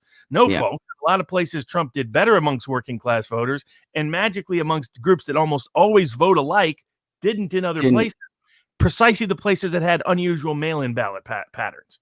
So the Vigo was it to me, Robert. That I can't get out of my head. In 2016, Vigo County was Trump plus 15. In 2020, it was Trump plus 15. There are demographics in Vigo where you would have expected, with the media narrative, you would have expected to see slippage. So if he did slip with that group, then he actually added to his working class coalition. It's the only way you could have made it a net wash in Vigo. It's the only way. So Exactly. if there was this runaway from him, other places, like we don't have all the ballots in yet, but it looks like he improved in parts of Chicago. He did improve amongst black voters. he did. And the Women too. Women absolutely. too. So and then dramatic. I'll give Steve Bannon credit in this respect. His hypothesis in 2016 that a populist base could appeal to Mexican American voters He was right. proved Yeah. true. I Yeah. mean, in spades. I mean, See 15 Western Texas. that was incredible. I mean, we predicted what was going to happen in Miami, but it looks like he did actually make inroads amongst Puerto Ricans in Central Florida in the I-4 corridor. He did. We can look at that now if you want. Let's take a look at that. Improvement he made amongst Mexican Americans in West Texas, Nevada, and Arizona, Yeah. which makes the results even odder. But Yes, the formula to win Nevada he put together. You have to win 40% or more of the Hispanic vote and keep it close in Clark County, about 45%. The last minute dump in Clark County took him below that 45, which was, by the way, I don't know, maybe you can shine some light on this, but I was under the impression that they were told by a judge that you can't count those votes, and they did anyway. In Nevada, they said you could. So, but they didn't get a last minute order to halt that until no. Okay, I thought they did. Okay, 10 days in Nevada, Pennsylvania. Here, look at Culberson. Counter after election day. Look at Culberson. They solved that problem by finding a lot of ballots at 4 a.m. the next day in Exactly. Michigan, in Wisconsin, everywhere else. But it's in Nevada. I have no doubts that the signature. Well, here's the great thing. I'll give a reporter credit. Why weren't more reporters doing this? Why weren't more Republicans doing this? He sent in. He figured out a way to make it legal, but basically he had a bunch of people fake forge his signature in terrible ways. Send in 9 ballot application requests or something like that. And they missed 8 of the 9. And these were bad forgeries. These were not good forgeries. And that was in Nevada. And so that's what happened everywhere. You know that if they did a meaningful signature match, Trump is president, period. And that's why they were desperate never to allow it. That's why they were desperately threatening election officials not to enforce it. And that's why they weren't allowing it to be monitored before the election. That's why they're not letting it be monitored after the election. That's right. Otherwise, there is no, just like our 3 bullet points that we put up before the election, we were talking about the difference in mail-in voting this year. What was the conclusion after the 3 bullet points? That there really just is no legitimate explanation. There is no legitimate explanation. You don't lie and high, like Robert said, unless you got something to lie and high about, right? Look at some of the bad polling and makes David Wasserman should be finished. He's a total fraud, a hack, and he's just completely incompetent. Look at Pinellas County, Robert. I thought Biden was going to carry Pinellas County by 17 points. Do you remember that tweet, Robert? We even spent the show talking about it. Duval County looks just like it did 2 years ago. Ridiculous. Nothing changed. Well, remember how he was talking about all the congressional district polling shows Trump is going to get killed. Democrats are going to pick up 10 seats. Sure, you could listen to some right-wing pollster like Rich, or you could look at some really solid district level polling. Remember that tweet? What a joke. What a loser. Pinellas is separated by 40 votes, man, or something like that, or 241. I'm sorry, 241 votes out of 500,000 votes cast. Donald Trump, it's only blue because of 200 votes. How does Florida trend Trump with almost every demographic group? That's right. And he lost votes in Pennsylvania and Michigan and Wisconsin. He did do better, too. I'm just not getting it. He did do better among the I-4 corridor, among Hispanics in the I-4 corridor. He did. Look at Orange County. And then, because we said in our polling that it was going to shift, because of Hillsborough, which actually did not happen. In Hillsborough, it's only 5 points. We said it would be maybe 11. Do you remember that? Oh, yeah. So I was actually wrong there, brother. I was wrong. And how does suburban Tampa, suburban Orlando, Jacksonville moved a little bit? How did those suburbs either don't move or move tiny? Right. Like the suburbs of Charlotte don't move a lot. Yep. And yet Atlanta moved by 15 points in the suburbs. He's in the low to mid 40s in Palm Beach. He damn near almost flipped Miami-Dade. I mean, do you understand how close? 35% in Broward County. And in look, Brevard, 16 points. So the ultimate crazy, rebuttal man. to the post 2012 autopsy that said the only way you could win Hispanic That's vote right. was to be pro-immigration. It was the most anti-illegal immigration Republican who made the best improvements in history amongst Hispanic folks. This is beyond historic, folks. This number alone right here is Same with West beyond. They haven't gotten this close, Robert, since George W. Bush in Miami-Dade when he lost it by 6 twice, and it was only way whiter than it is now. Yeah, way whiter. Exactly. I mean, George Bush would have got killed in this demographic. They were much more Republican back then. Absolutely, and especially down there, right? Yep. I mean, And and the Cuban vote in Miami by big numbers. like the numbers we said. And then the West Texas numbers are just crazy. And here it is. Yeah, that's what I was bringing up in West Texas over here. And he won that is insane. I mean, he made 20, 30, 40-point improvements in some of those counties off 2016.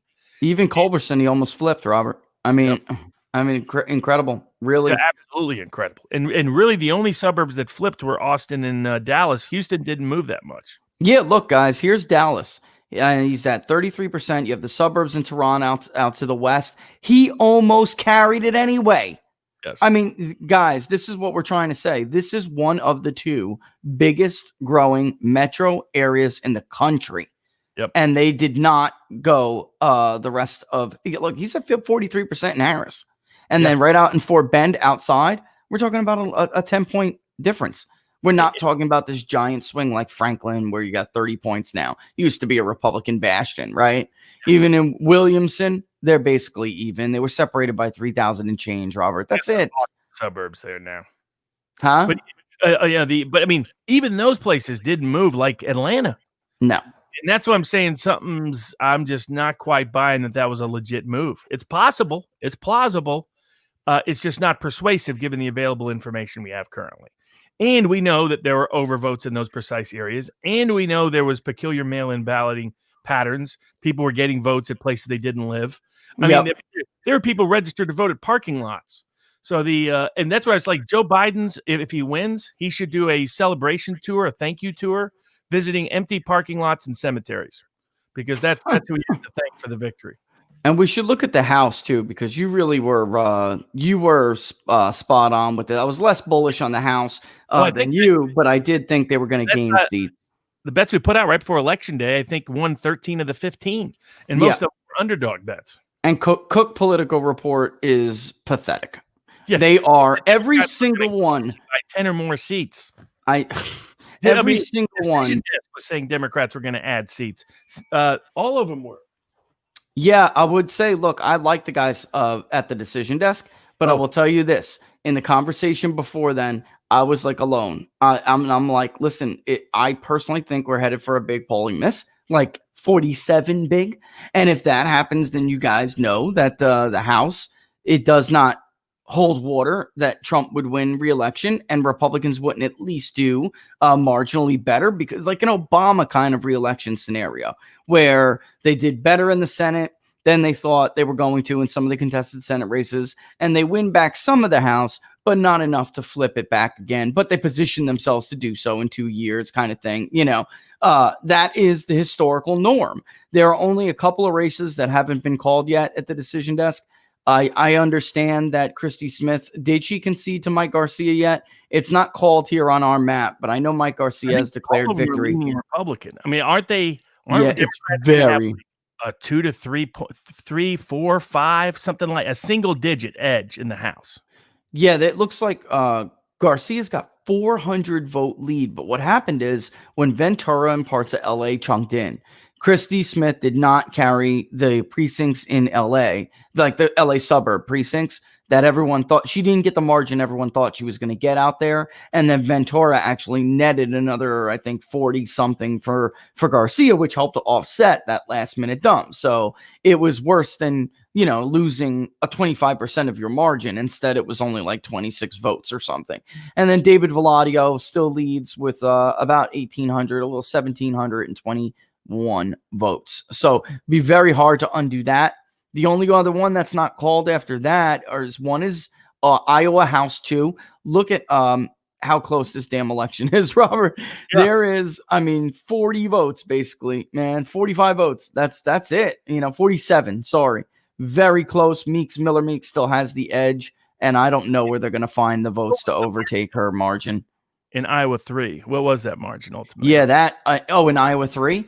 In Iowa 3, it was very. I actually can't believe Young didn't beat Axney, however you say that one was. Hybrid of Des Moines suburbs and the populous part of the state. Considering Trump's performance, though, you would have thought 3 would have gone, but it didn't.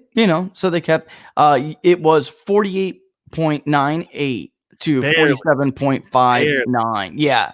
And right there, this is an area where you could say Brian Holder may have hurt David Young. I don't always believe that libertarians disproportionately take from Republicans. It really isn't true. It matters where you're polling, but here is an area where it probably did, because in other areas where the libertarian was not on the ballot, Republicans did a little bit better than we would have expected them to do. So, and then New York House 22, that's the remaining one as well. That's separated by about 200 and change votes. Very, very close.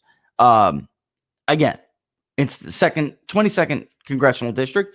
I don't know where Brindisi is going to find another, if they found another 1,000, she'd need to win 65% of it, 70% to even come close to its eye. Well, it's tough, what man. we're seeing in New York and Illinois and California as compared to Florida, it makes no sense. Basically, in Pennsylvania, Michigan, Wisconsin, we had elections that looked more like New York, California, and Illinois than Florida. Because why would we want elections done like these states that can't figure out how many ballots they have, can't count the ballots correctly for weeks? That's not the standard we should be setting. We should have Florida should be the standard for the whole country. 26. It should. Florida is definitely the gold standard. 26, Robert, they're still saying they can have up to 27% of the vote out. Come on. You have got to be kidding me. Weeks after the election, you're at 73 to 100%. How could you be at 70? We saw this all election cycle long. Look at New York. This is what I'm talking about. Let's go to House 26. The range is 72.6% to 86.9%. Understand, folks, this is the first election where we ever saw things like ranges like this. We always generally know exactly how many votes are out left, and we just don't see crap like that. This was the first time, and also because we didn't have precinct level data. Meanwhile, what's her name down in 27 beats Donna Shalala. Look at this. Florida was done by 1 a.m.? Totally, almost done. It was really in the books. We called Florida pretty easy on the presidential level, but it wasn't done reporting. But it was a very textbook red right hook. Very textbook. You could see how badly Biden was trailing in Miami-Dade compared to Hillary Clinton. And from there, what do? You look for Palm Beach and you look to Broward. He was trailing both there as well. Not trailing, but underperforming. And then so you need something big to happen, like Duval County goes by 10, like Dave Wasserman said it was going to. Or Pinellas is going to break wide open like it did for Obama. Against Trump because of COVID. That's right. That was another one serious. Exactly right. You really nailed it. You got Florida exactly right. Said Pennsylvania was very close. Wisconsin was razor close. That Michigan was a reach. That Minnesota was leaning against him. That Arizona was very close. So he nailed it in all of these places. I'm going to beat myself on that Arizona poll forever. You know me. I'm going to beat myself. That's where I'm. To improve amongst Mexican American voters in Arizona, get out his white working class vote in the rural areas, which in the exurbs, which he clearly did. He hit 63. Lose. I was like, maybe the Phoenix suburbs really moved that strongly against him. Maybe they really turned out at higher numbers. That's just a state that, like the Arizona, it reminds me of 2018, where there were House seats that flipped, that were where Democrats got like the exact margin they needed, when a neighboring congressional district, often within the same state with almost identical demographics, but just wasn't competitive, didn't show any of those signs. Yeah. So it's like Democrats had a 3 to 4 point partisan edge in 2018, but in swing seats that were key, that they were really competing. Everywhere else, they were actually slightly down compared to Republican turnout. and or even. And it's like, how does that happen exactly? Now, one thing we'll have to examine down the road, independent of mail-in balloting being the main source of this, and then maybe some shenanigans at the election office with just fake ballots. And the way you can get away, people have asked how you get away with fake ballots. You simply mark off people who didn't vote. Yeah, that's it. Really, people don't understand how simple this really is, Robert. And that's what, that's what you would need an audit, and no one will subject it. Signatures on the poll books and see if those match the signatures on the voter file. Exactly right. And that's why nobody will subject themselves to an audit. Yes. That's why. Because a real audit, audit. Georgia's not an audit. That's a If you were trading on Wall Street and you said, look, don't worry, we double check the financials. We don't need any audited financials. We've times and they're all good. Would anybody accept that? You would be kicked off the exchange if you didn't have audited financials. And we're supposed to not have audited vote totals? For something as important as the presidential election, the election for the presidency of the United States, we had no precinct level data until way later. We're starting to get some now. I mean, nothing afforded to us that every other election we have. And that's been my point from the beginning. There are a couple of things that just stand out. The pivot counties, that's a problem for me. The 6 states where you stop voting, and they also happen to be the ones where they held back that early vote.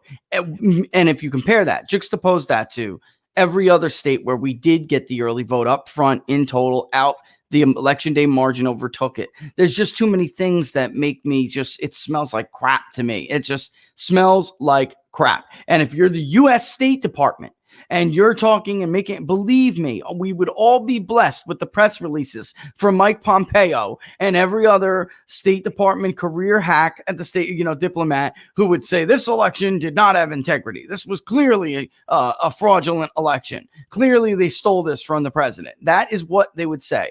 And until the day I die, till the day I die, I'm telling you, I think I got Pennsylvania dead on. I'm telling you, I do. Till the day I die, I'm going to believe that, and no one's going to tell me otherwise. And in Wisconsin, I released that with a caveat. I was not surprised that, again, Wisconsin was damn close, and it looked like Trump was going to win it pretty handily. Because with both of those states, I said it could be that I'm wrong if the electorate is a little bit more R. Well, according to the exit polls, Pennsylvania was R+1. Yep. Well, I mean, that's why I was for a recount in Wisconsin of all the counties, because I think what happened wasn't just in Milwaukee and Dade. I think that all the counties discarded their standards for absentee ballots, allowed a bunch of people to vote they normally wouldn't have allowed to vote. Yeah. That there are issues with those absentee ballots, and that this was Gore's mistake in 2000. He just focused on one county. Yeah. People said that even if the Supreme Court had allowed the recount to go forward in those counties, he would not have won. Yeah. But he might have won had he done a recount of all the counties in Florida. And so but I think that's why it was systematic, but not in the way that Sidney Powell was talking about, because she was sending people not only in ways that could be easy distraction that they could easily satirize the elected. I think exactly. I think that stuff is a distraction from and unneeded. Completely. It just wasn't needed. Not gonna help, and it is counterproductive because people spend a bunch of time talking about that. It's just like QAnon. You end up on these rabbit holes that don't lead to anywhere, where you could have had productive time and energy focused on things like maybe there's a bunch of granny trolling in a nursing home in a rural county that actually has an extra 1,000 votes that are in doubt, for example. Nobody's doing that research because instead they're chasing down whether Smartmatic had a non-compete agreement in 2008 that was litigated in Delaware. And it's like, folks, that's a complete red herring. That's not going to get you anywhere. Even if you believe it to be true, which I have reason to believe it's not true, but even if you did, you're not going to get any remedy there. But that's where it is productive. I just don't see what you're hoping to accomplish with that. The danger was what you and I had spoken about for months leading up to this election. And I'm going to pull the damn bullets up again. Everyone gets a ballot or a ballot request. Ballots must be requested in every other year, and an inactive voter must update their info. They don't just get a damn ballot request. Even deceased voters, change of address flags, and others will receive other inactive voters will receive ballots. And now look at that was, of course, these bullets are everything Democrats wanted. But as we saw, Robert, in cases in states where we would see Ronna McDaniel and others go to Twitter and say, big win, we prevented them from doing this. They did it anyway. Yeah. So it didn't really matter. Set them all out in the primary, and then said if you got one or requested or considered to have requested one in the primary, you would get one for the general election. And then did not purge his rolls of they're very dirty. Who had moved, did not purge him of people who are not citizens, did not purge him of people who are felons. There's evidence. There's a reason we don't let the criminally insane vote, for example. But it appears some criminally insane people did vote. Now, it is probably logical if you're criminally insane to vote for Joe Biden, but that's another point. I'll believe that's an honest vote, just not lawfully cast. But there are legitimate grievances that if the Trump world is able to focus on those legitimate grievances, there are questions that I have yet to hear an elected official or the press or in law Twitter correctly answer. It's like, okay, if you think I'm wrong about the signatures not matching, well, why not show them to us? Brings us to number 2. No verification procedures. Democrats do not want signature. And when I remember saying this, everybody was like, that's crazy. You remember this? Oh, no yes. verification procedures. Oh, Democrats do not want signature match. They're saying you don't have to worry about voter fraud and the fact that everybody's getting these ballots and they're going out to everybody who's ever lived anywhere in the last 10 years or 20 years. Which we ask people to send. Match will check. Well, they didn't tell everybody. They were going behind the scenes and making sure there would be no signature. That's exactly right. And when we did, people said that was nuts and that was not true. There was state law. Of course, they weren't going to treat different voters differently. Oh, bull crap. And then 3, now that we've expanded the pool of ballots to easily grab, manipulate, do whatever you want with, there's no one checking them to make sure that there's a verification procedure in place. Then we just need people to run around and grab them, in which case, even in a state like Robert's state, it is illegal to do so. And yet they got it. They got it. Dropbox has made it easy. And in fact, they got around it. It's hard to deliver 50 ballots at the same time without people wondering whether maybe you ballot harvested. But you could do that if you had Dropboxes. Not only did Dropbox allow it easy for you to break into them and substitute ballots, it also, I'm going to have to snag this. Hold on a second. All right. It's friends of ours. Okay, go ahead, snag it. Okay. So I'll fix it where he's going with this because I know where he's going. What even in places where the Republicans thought, oh, see, we won this lawsuit, they got around it anyway. They got around it with drop boxes. Looks like the U.S. Postal Service acted like their private ballot harvesting operation in some states, if you believe people who came out and said it. And as far as that goes, who the hell would be in that position, would make up something like that and ruin their lives and their careers if they weren't telling the truth? I mean, if you want to call them a liar, go ahead and call them a liar, but I see no reason why they would have. There's nothing but bad that can come out of that for them. Nothing but bad. All right. And then the conclusion here was that there was no innocent explanation. None. There just wasn't. And before Robert comes back, since polling's my edge here, I wanted to bring this up to him, though. There was some really bad polls this cycle, and we're not going to let him go because here's a bigger problem with this. If you can't poll an election, if you can't poll vote preference, then you sure as hell cannot poll policy preference. You can't poll and tell us what the American people think about whether Donald Trump should concede or not. You can't poll and tell us whether or not people think Democrats stole the election from Donald Trump. If you suck at predicting who is going to win an election, then you suck gauging the public on anything else. Because whether or not you're accurate in telling us who is going to win an election is the only way that we can test you on whether you're accurate with anything else. It's the only indicator. Is so-and-so an accurate pollster? Well, the only way to know that for sure is whether or not you can predict the winner of an election. Of all the egregious examples, and there are so many, Ohio was so bad. Iowa was so bad. Florida was horrible. There was so many. Wisconsin was the worst, separated by not even half a percentage point. And we had Biden plus 17s. We had Biden plus 11s routinely, Biden plus 10, 11, 12, 13 to 17 points. And then you had people like me and Jim and Robert at Trafalgar, and Jim meaning Susquehanna. So when we were releasing these polls saying, damn, this looks very close, we were getting smeared. Don't listen to those polls. And then they always want to cite the average. Well, we were within the margin on the average. Not if you take out all the polls that get smeared. Wisconsin would have been a Biden plus 10 average. Because Nate Cohen at the New York Times had Biden plus 11. Because Reuters had Biden plus 10. Because ABC News, Washington Post had Biden plus 17. So if you only used the so-called good gold standard polls, it would have been even worse.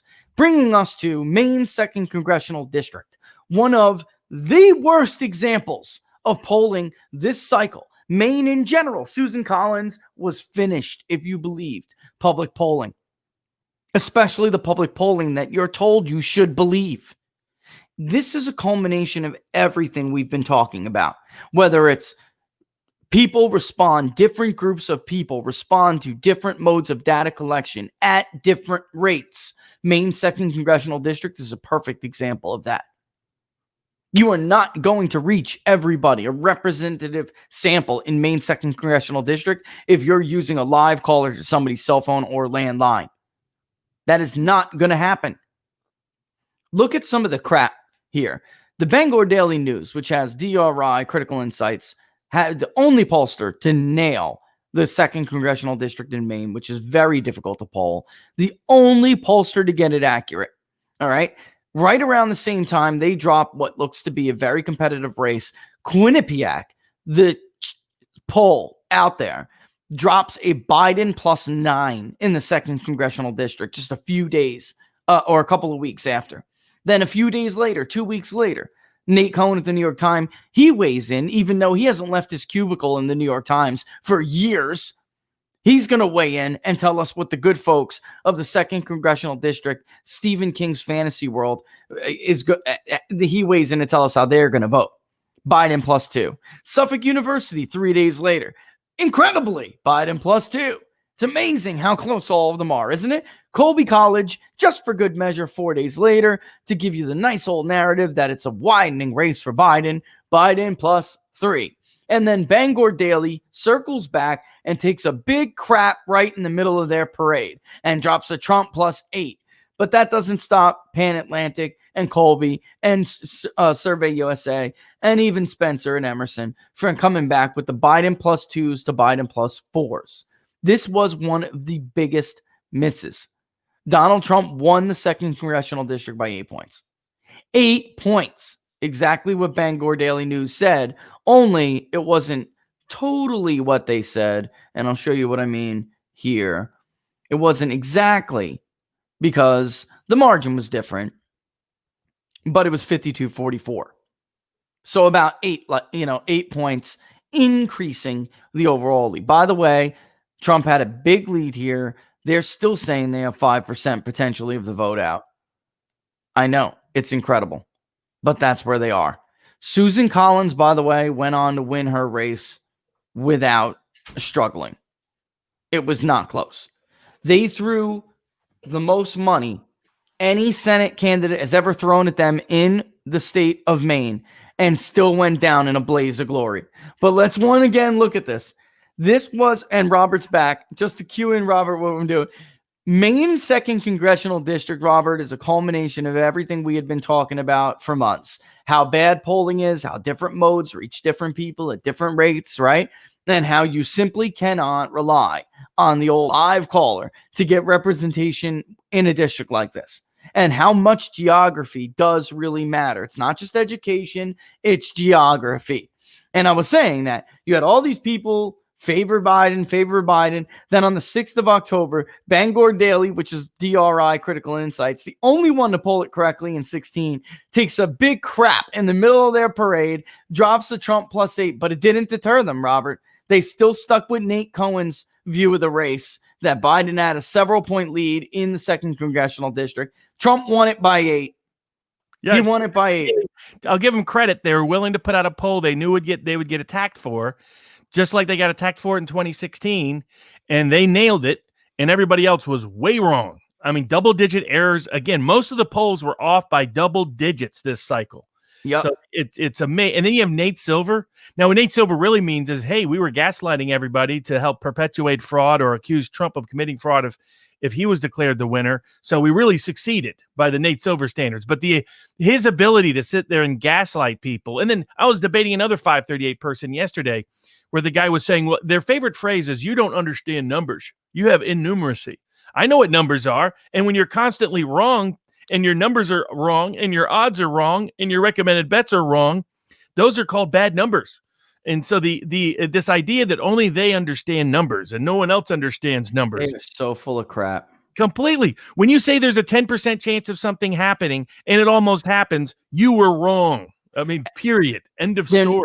They're never going to get any more accurate, Robert, until the polls get more accurate, because they are nothing but a bunch of glorified, used car salesmen, kind of like poll readers. That's about as good as I could say. I mean, they're not even news narrative makers. That's what they are. That's it, my friend. That's it. They are that bad. And I'm pulling up Wisconsin here in a second. We're going to look at Wisconsin next, which is just your polls were right in 2014, right in 2016, right in 2018, right in 2020.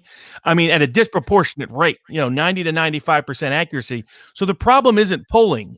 Polling's a lot harder these days. It is harder. Yeah. But the problem isn't necessarily to polling. The problem is the gatekeeper gaslighters who continue to promote and propagate fake narratives based on fake polls.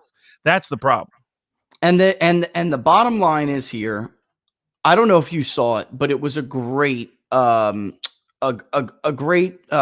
that Sean Trendy put up, and it showed. And he was like, "Look, no, the polls were a steaming pile of crap. They were garbage." And he said, because here's the deal.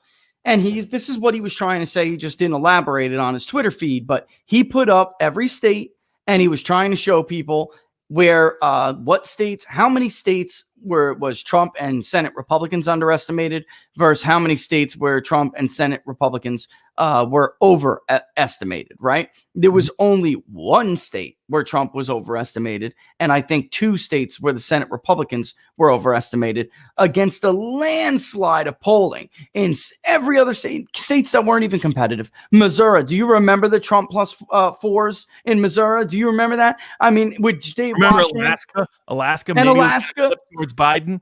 I mean, where I made a lot of my money on election night was the margin of victory in Texas, because the median, according to the betting markets, Texas was likely to tip, or it was right on the edge.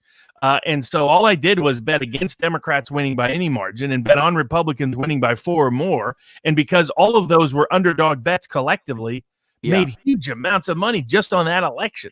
Same with the Florida margin of victory. Same with the Ohio margin of victory. Same with the Iowa. If the polls were right and I was wrong, I should have got crushed on election night. I should not have made money on another election season where even my top bet may not cash, but all the other bets cashed, and that also tells you the anomalies of the election. It's like 2018. In a real wave, you don't the party out of power doesn't lose 2 seats. Yeah, that's right. I mean, right. Exactly. Yeah. The Republicans, they performed the best since JFK in a first-term incumbent midterm. If they would have held on to one more seat, if McSally would have won or Heller would have won, then it would have, or Rosendale would have beaten. Finally figured not to nominate. If they just simply would not have pushed McSally, the Republican establishment there, they may have won the last time and they may have won this time.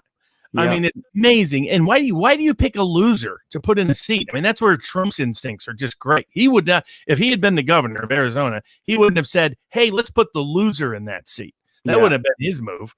And it's just, a different candidate could have won both in 2018 and 2020 than McSally. I agree. I honestly think that in the end, you really got to juice up your own base. I mean, that's it. You have to. You're not going to do any better in Phoenix. Nope. It's just not going to happen. You have to offset it with better margins. And where I hate to say it, McSally underperformed in the rural areas in Maricopa. She did. And who would have not underperformed in the rural areas in Maricopa? Kelly Ward. Right. Exactly. So exactly. A Kelly Ward that would have done just a tiny bit better than Trump in Maricopa suburbs, and then would have held Trump's vote everywhere else, wins. Because Trump, Yavapai. McSally, assuming You You know, look at Yavapai, Robert. McSally's at 61% in Yavapai. Trump's almost at 64. Enough said. Done. Exactly. I mean, the official number is going to be like 8,000 votes, 9,000 votes. Now, I think maybe be last 6. election contest may be coming in Arizona, so we'll see. Under election law in Arizona, you're actually entitled. Any registered voter can bring an election contest, and you're entitled as a matter of law to inspect everything related to the ballots, including absentee applications. Well, and that's the other thing where I was telling people in Georgia, I was like, look, given open records laws, given election contest laws, sooner or later, people are going to find out what happened in this election. Particularly at least as to the absentee balloting. And they're going to get all the files. And if it comes out 6 months or a year from now that you had a bunch of illegal problem, you should fix this problem now and get ahead of the curve now, rather than wait for the documentary and the independent people. That was another reason why I was not happy with Sidney Powell. I gotta go to DC tomorrow and do a documentary. They're already working on it. I mean, this is coming. They better get ready for it, because if 6 months from now Joe Biden is the president and they find out this widespread fraud occurred, what do you think the Trump movement is going to do? Did they really just think they're going to sit with their hands underneath their butt and move on? That is not going to happen, folks. And let's look, by the way, one more, just to dish out our good buddy Nate. Okay, let's look. Here is the state of Wisconsin with third parties. I could have done it without. There was no reason, Robert, for anybody to be polling without third-party candidates. Just simply none. There was a third-party race. Okay. Now, Hawkins was thrown off the ballot in some of these, so we had to re-poll some of them. In the Epoch Times, when we did their polling, Hawkins was there. Remind everybody how Hawkins got kicked off the ballots in a lot of these places. Signatures. Matches. Signatures, and which, by the way, Republican judges said this is very easy to fix and remedy. We could give him a little bit of time for him to correct the mistake, but Democrats simply said no go. That's the rule. You're off. All we want count. Is Democratic rules to apply to these signature matches on these absentee ballots. That's it. And let's look at some of the best doozies of the cycle here. I mean, look, twice New York Times polled 10 points and 11 points. Off by double digits. CNN off by 8 points. 7.5 ultimately. Again, Juneau County. Susquehanna was again the closest. Yep. Your polling in Susquehanna and Trafalgar were the closest. Again. The ones that, the Reuters was wrong. Marquette was wrong again. They had the same 5 to 6 point bias that they had in 2016. They are no longer the gold standard in the state of Wisconsin, Robert. Sorry, and but that goes to me now. Like a joke. I mean, his polling was a joke during election, but all of the credibility he tried to get back in 2018, he's completely lost in 2020. Yeah, he's done. He's finished. 11 points. That was his final. CNN, SSRS, another big bomb. 8 points. But even worse in some other states. Jim at Susquehanna, I got to tell you, I mean, we did this Zoom call, before the election to talk about what their findings were. And, I wanted to be a part of it because I'm like, you know what? I just want to know what other people are seeing too, because Wisconsin is, and I told you, Robert, I've told all of you this during the show. Wisconsin's a pain in the butt. It's not an easy state to poll. It's a pain. And there are people there that don't want to talk to you. They're absolutely necessary to know in order to get close. ABC, Washington Post, Robert, 17 points. Biden plus 17. You tell me that's not a voter suppression BS fake poll. All right. I mean, yeah, exactly. And there's just no way. And they had a bunch of those.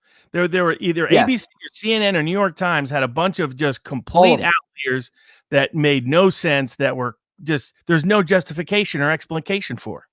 And Morning Consult was horrible. Horrible. Morning Consult is done. Oh, he's got to take another. Morning Consult is finished until they figure something else out. I'm just not going to relent on these people. Why? Not because only of how bad they've been and because it misleads the public, but because of how arrogant some of these people are when you try to tell them, hey, look, I think this is what you did wrong. Okay? They had no humility at all.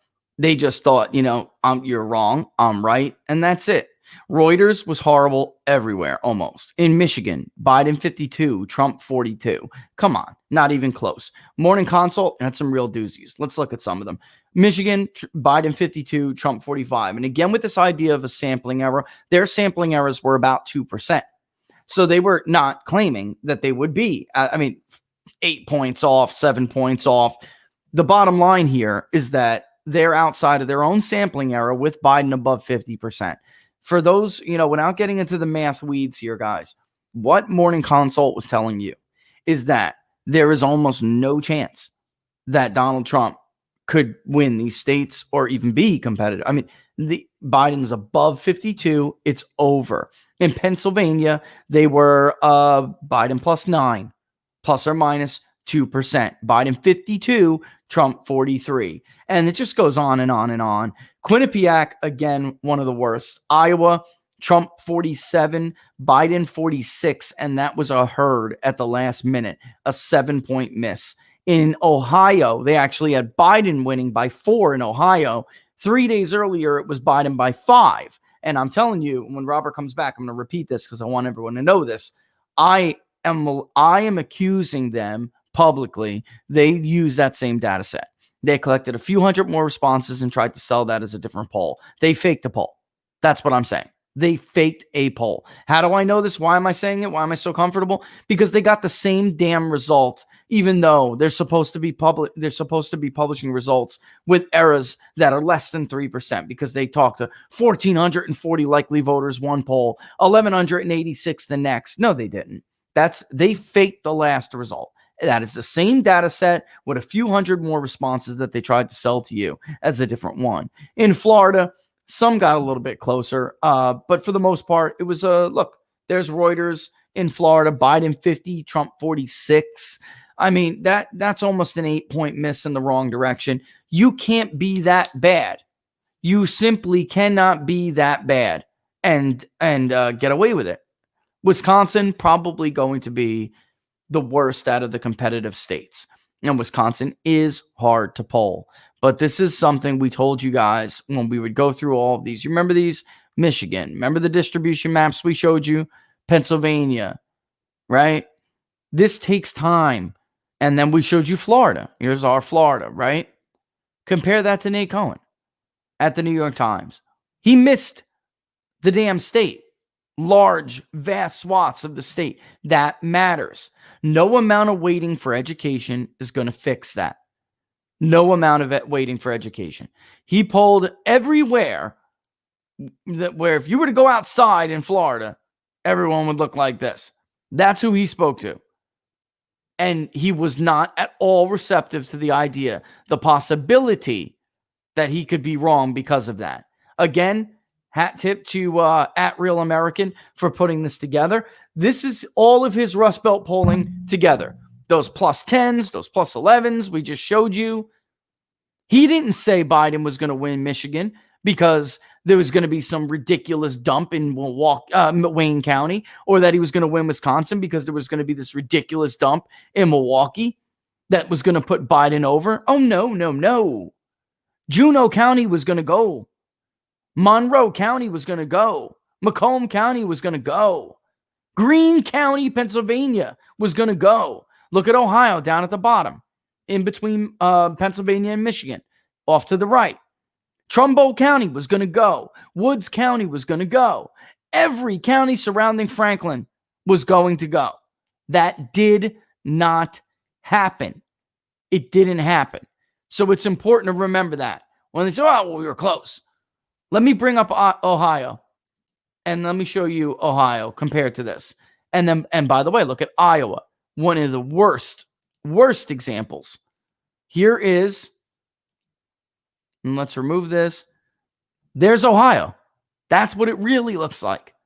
Trumbull County went for Donald Trump by 10 points. Wood County went for Donald Trump by 8 points. Henry County went for Donald Trump overwhelmingly, and they seriously were telling you that was on the verge of flipping. I mean, guys, it was more than just being wrong. That isn't close to being right. Look at the difference. Noble County, which is off Athens, went for Biden by about 15 points. That's a Democratic area. But off to the east of Athens, Washington, Donald Trump won it with almost 70% of the vote. Monroe, Donald Trump won it with 76% of the vote. Okay? I mean, he was just way off in left field. None of that was ever going to happen. And let's look at, while you keep that up, look at Iowa. Look at how Iowa was looking on his map. Okay? There were 16 counties in Iowa that flipped. You can see a lot of the central part of the state and a lot of the eastern part of the state in Iowa in their polling was going to flip back. It looks a lot like how it looked when Barack Obama defeated both Mitt Romney and John McCain. Okay, the Iowa you can see in the bottom left, it's the bottom left state below Minnesota and below Wisconsin. Look at how Iowa really looked on election day with all the votes counted. He didn't lose a single pivot county. He almost took Scott. That's about what it was like when he faced off against Hillary Clinton. Lynn, he got 42%. Blackhawk, he got 45%. Story, he got 40%. And Polk, he got almost 42%. Just under 42%. That is not anything like what you see here. Run through those northeastern counties right there. And again, Barack Obama did well in these areas. Alamaki, Donald Trump 64. Clayton, Donald Trump 64. Dubuque, Donald Trump 51. And I'm rounding. Jackson, Donald Trump 62. Clinton, Donald Trump 54. Jones, Donald Trump 60. Delaware, Donald Trump 67. It just keeps going on and on. Fayette, another one. The era of when, Obama could come in and, start cleaning up some of those areas, it's over. The southwestern part of the state, Taylor, 76%. Ringgold, 73%. Decatur, 69%. Clark, 67%. Union, 65%. Adams, 71%. Montgomery, 69%. Cass, 68%. It was not going to happen. And it didn't happen. That's the point. So when they go and try to claim that they had it or they were close, were they close in Harrison? No. 68%. Shelby, 69%. Audubon, 67%. That is a disgraceful performance. Disgraceful. Now you tell me what's more likely. Joe Biden ran up some of the most historic margins in urban America, and these guys were just wrong? Come on. I don't know. It smells to me. It smells to me. All right, listen, before we get back to what's it called? Barnes coming back on, which will probably take it out when we do. I'll give him the last word. Don't forget in the newsletter to subscribe. It's in the description in YouTube right now for the thousands of people who are watching on YouTube. If you didn't sign up for the Inside the Numbers newsletter, same thing as for What Are the Odds you're watching right now. Don't forget to do so. It's a little bit of a wake-up call when one day you wake up and you can't get to your Twitter account or your Periscope account or whatever it may be. One day it may be your YouTube account. All right? So I want you guys to go there. It'll take you to the newsletter page on People's Pundit Daily. You can sign up for the other ones. And for those who are signed up, we don't barely bombard you at all.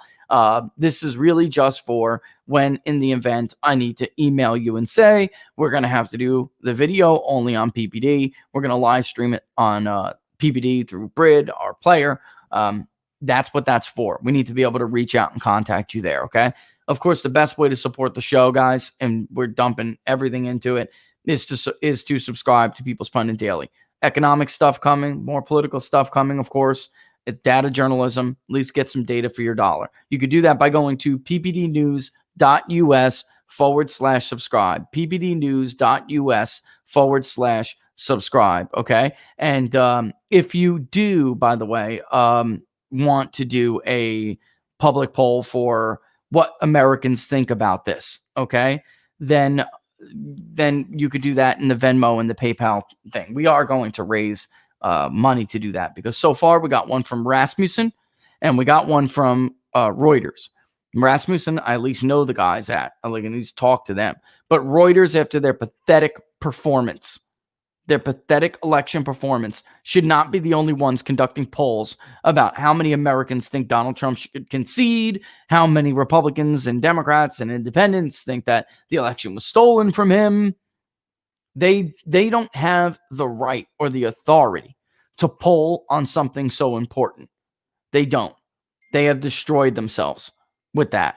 I can't see the super chats on my end, and Laura's not here. So I do thank you guys if you did do super chats. Give me a second. Let me see. YouTube doesn't give it to me off the bat here. Give me a second. I'll try to turn back and look. But yeah, I don't see them where I'm coming from here, folks. So let me see. If looks like the thing. Let's see. I will try to read them on my end, but I can't really. Yeah, Laura's not here to do that. She usually does. It's just too much to go through. I don't know how she did it, but on my end, when she circles back, it's usually on this thing right here that feeds it through. I'm not seeing them, guys. I don't think I can see them on my end. Give me 1 second. Yeah, I mean, I'm looking. That's all I can do here. Give me a second. Manage moderators, participants, pump out chat, toggle timestamps. Yeah, it doesn't give you up to date stuff like that with super chats. It doesn't. It does on my end, but I can't follow them all. If they've been in the chat already, it's kind of hard to do. See comments. Maybe it'll give me the comments here. It's not going to give it to you for this one, guys. I'll keep looking while we're waiting for Barnes. Just sit tight. Let me see. Doesn't let me go back. After a certain amount, it doesn't let me go back. All messages are visible. Top chat. Message potential spam may not be visible. Now this isn't letting me do it. Show your support for people's. Oh, that's me. I'm looking at it from my own point of view. This is why Laura does it, because it's just not possible for me to do the rest of the show and follow along. It goes too quick. It just flies by way too fast. Let's see. Add to the cache. No, it's not.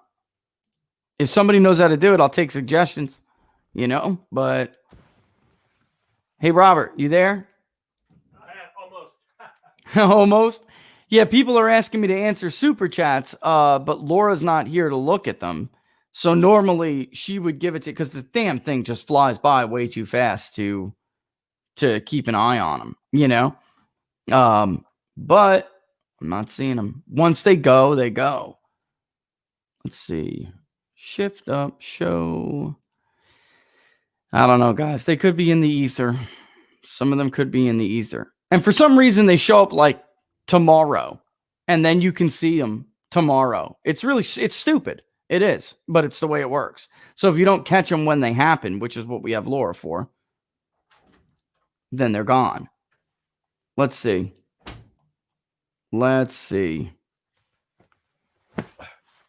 Nah, man. Looks like they're ghost. Why don't you? I was going to give you anyway. The final thing. What I was basically saying was, you never know when you're going to get nuked again. So sign up for the newsletter while you can, right?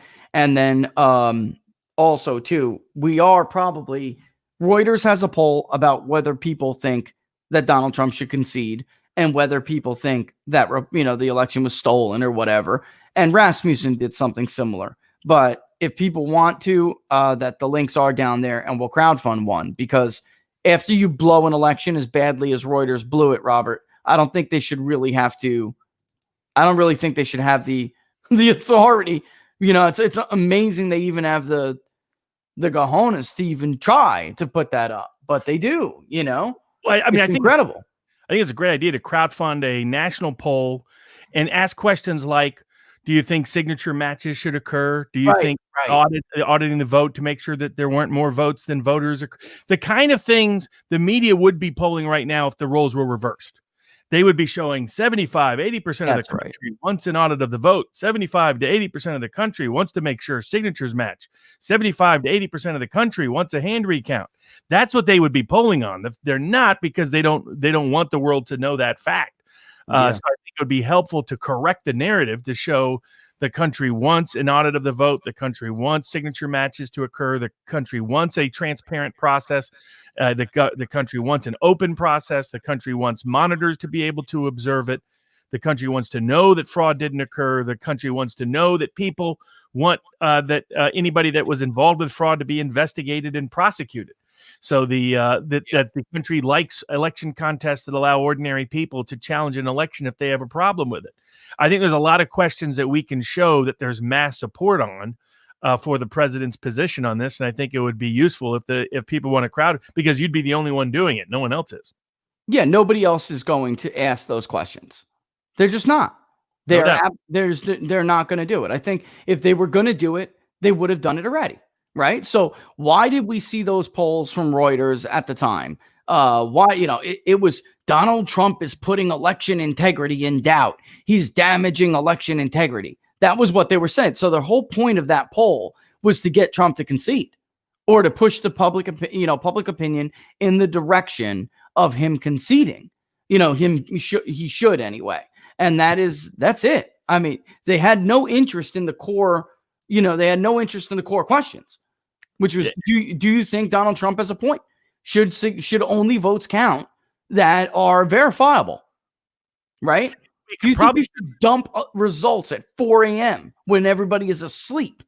We could probably go back and look at some of the polling they did in 2000, maybe borrow exactly some of the phraseology of the questions. I love that idea.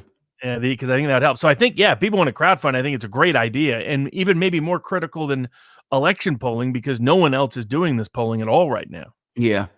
I love that idea. I do. Absolutely love it. Let's see if it'll let me. I'm going to take one more crack at going out. Yes, this is the thing with YouTube, though, right? They don't let you see the revenue of things like super chats during the actual thing. And if you don't have a Laura here to catch those damn super chats as they go, you miss those questions. And you can only go back a certain amount. Like I can see Lisa, the last thing I can see is you about 6 minutes ago saying, thanks for trying. That's it. That's the last thing I can see. It rolls so fast. They're gone because it's not just from YouTube. It's from Facebook. It's from Periscope, and it's from everywhere. It just gets blown out. Well, one way that Viva does it is he'll ask people that if you've sent in a super chat, just circle back it now, and we'll snag it right now. Yeah, that's a great idea. If you sent the super chat, go Viva. If you sent the super chat, okay, then preface what you asked with all caps super chat, and don't do it if you didn't do it, because that'd be effed up. All right, so preface it with super chat, and then your question if we missed it. All right, and I'm gonna keep an eye on it right now. You guys circle back and do it. All right. Anything while we're waiting for them to tee up something? Anything you want to share with us? Tidbit. Some of these county, you have the state capitol courthouse in Pennsylvania, is Dauphin County. And in this pandemic era, you would think they would make it, and you're supposed to have an e-filing throughout Pennsylvania. And usually the rule is if the deadline is that day, you have up until midnight, basically, to e-file. But apparently Dauphin County is not allowed. Here's the state capitol where any issue about the government has to be filed. No e-filing allowed. How about that? So are you serious? Yeah. So today is the election contest deadline in Pennsylvania, but it does appear, and then it appears they're not open till 5:30, not open till 5. They're supposed to be open till 4:30, but it turns out they shut down their Dropbox even before then. So my God. But historically, the rule has been timely mailed is timely filed. And are they really going to object to an election contest on postmark grounds in Pennsylvania, given the ballots? So so that should be legal and all the rest. But so it's timely postmarked should work. But it's interesting where the system is making it easy and where it's making it hard. Why is the state capitol courthouse going out of its way to make it very hard to file suits against the government there? Well, here's a question too. One was just a super chat for the poll. If you guys want to fund the poll, do the Venmo or the PayPal so they don't take 30% of your donation. Okay. And of course we'll use the super chat for it, but I'm just saying it's just so everybody knows. I should have said that before, just to make sure. Venmo and PayPal, they take like a very small percentage. GoFundMe would shut us down. They would not let this, because it's like everybody else. They censor me. One question, though, that was a super chat. And thank you, Lisa, for finding this. Shouldn't certification of election results be unanimous instead of simple majority? Just saw the Michigan State Board is going 3-1 in favor of certification. That's a really good point. That's a really good question. What say you, Robert? I mean, I think a couple of things with that. I mean, I'm glad we have boards that have even party splits. I think that's better than one party dominating over another.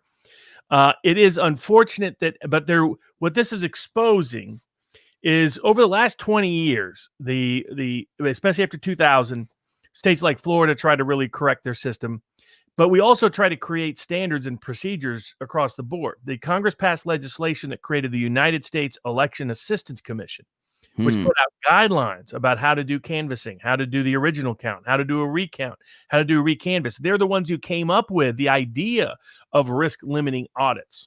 They're the ones who came up with the template uniform statutory language for states to adopt. They're the ones so they've come up with these great guidelines. The Election Integrity Project out of Minnesota Yes. Driven committees. And what's disappointing is almost nobody's following them. Because those say do a recount anytime there's any doubt about anything. Do it manual. Make sure it's completely monitored. They even encouraged live broadcasting and people being allowed to film it. Yeah, right.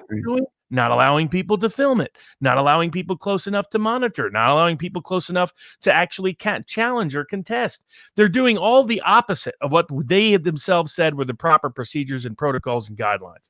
And I think it's clear now we need even stricter rules in place. Yeah. We need to come up with some election reform legislative language, make these Republican legislatures pass it, force Democratic governors to try to veto election clarity law, election transparency law.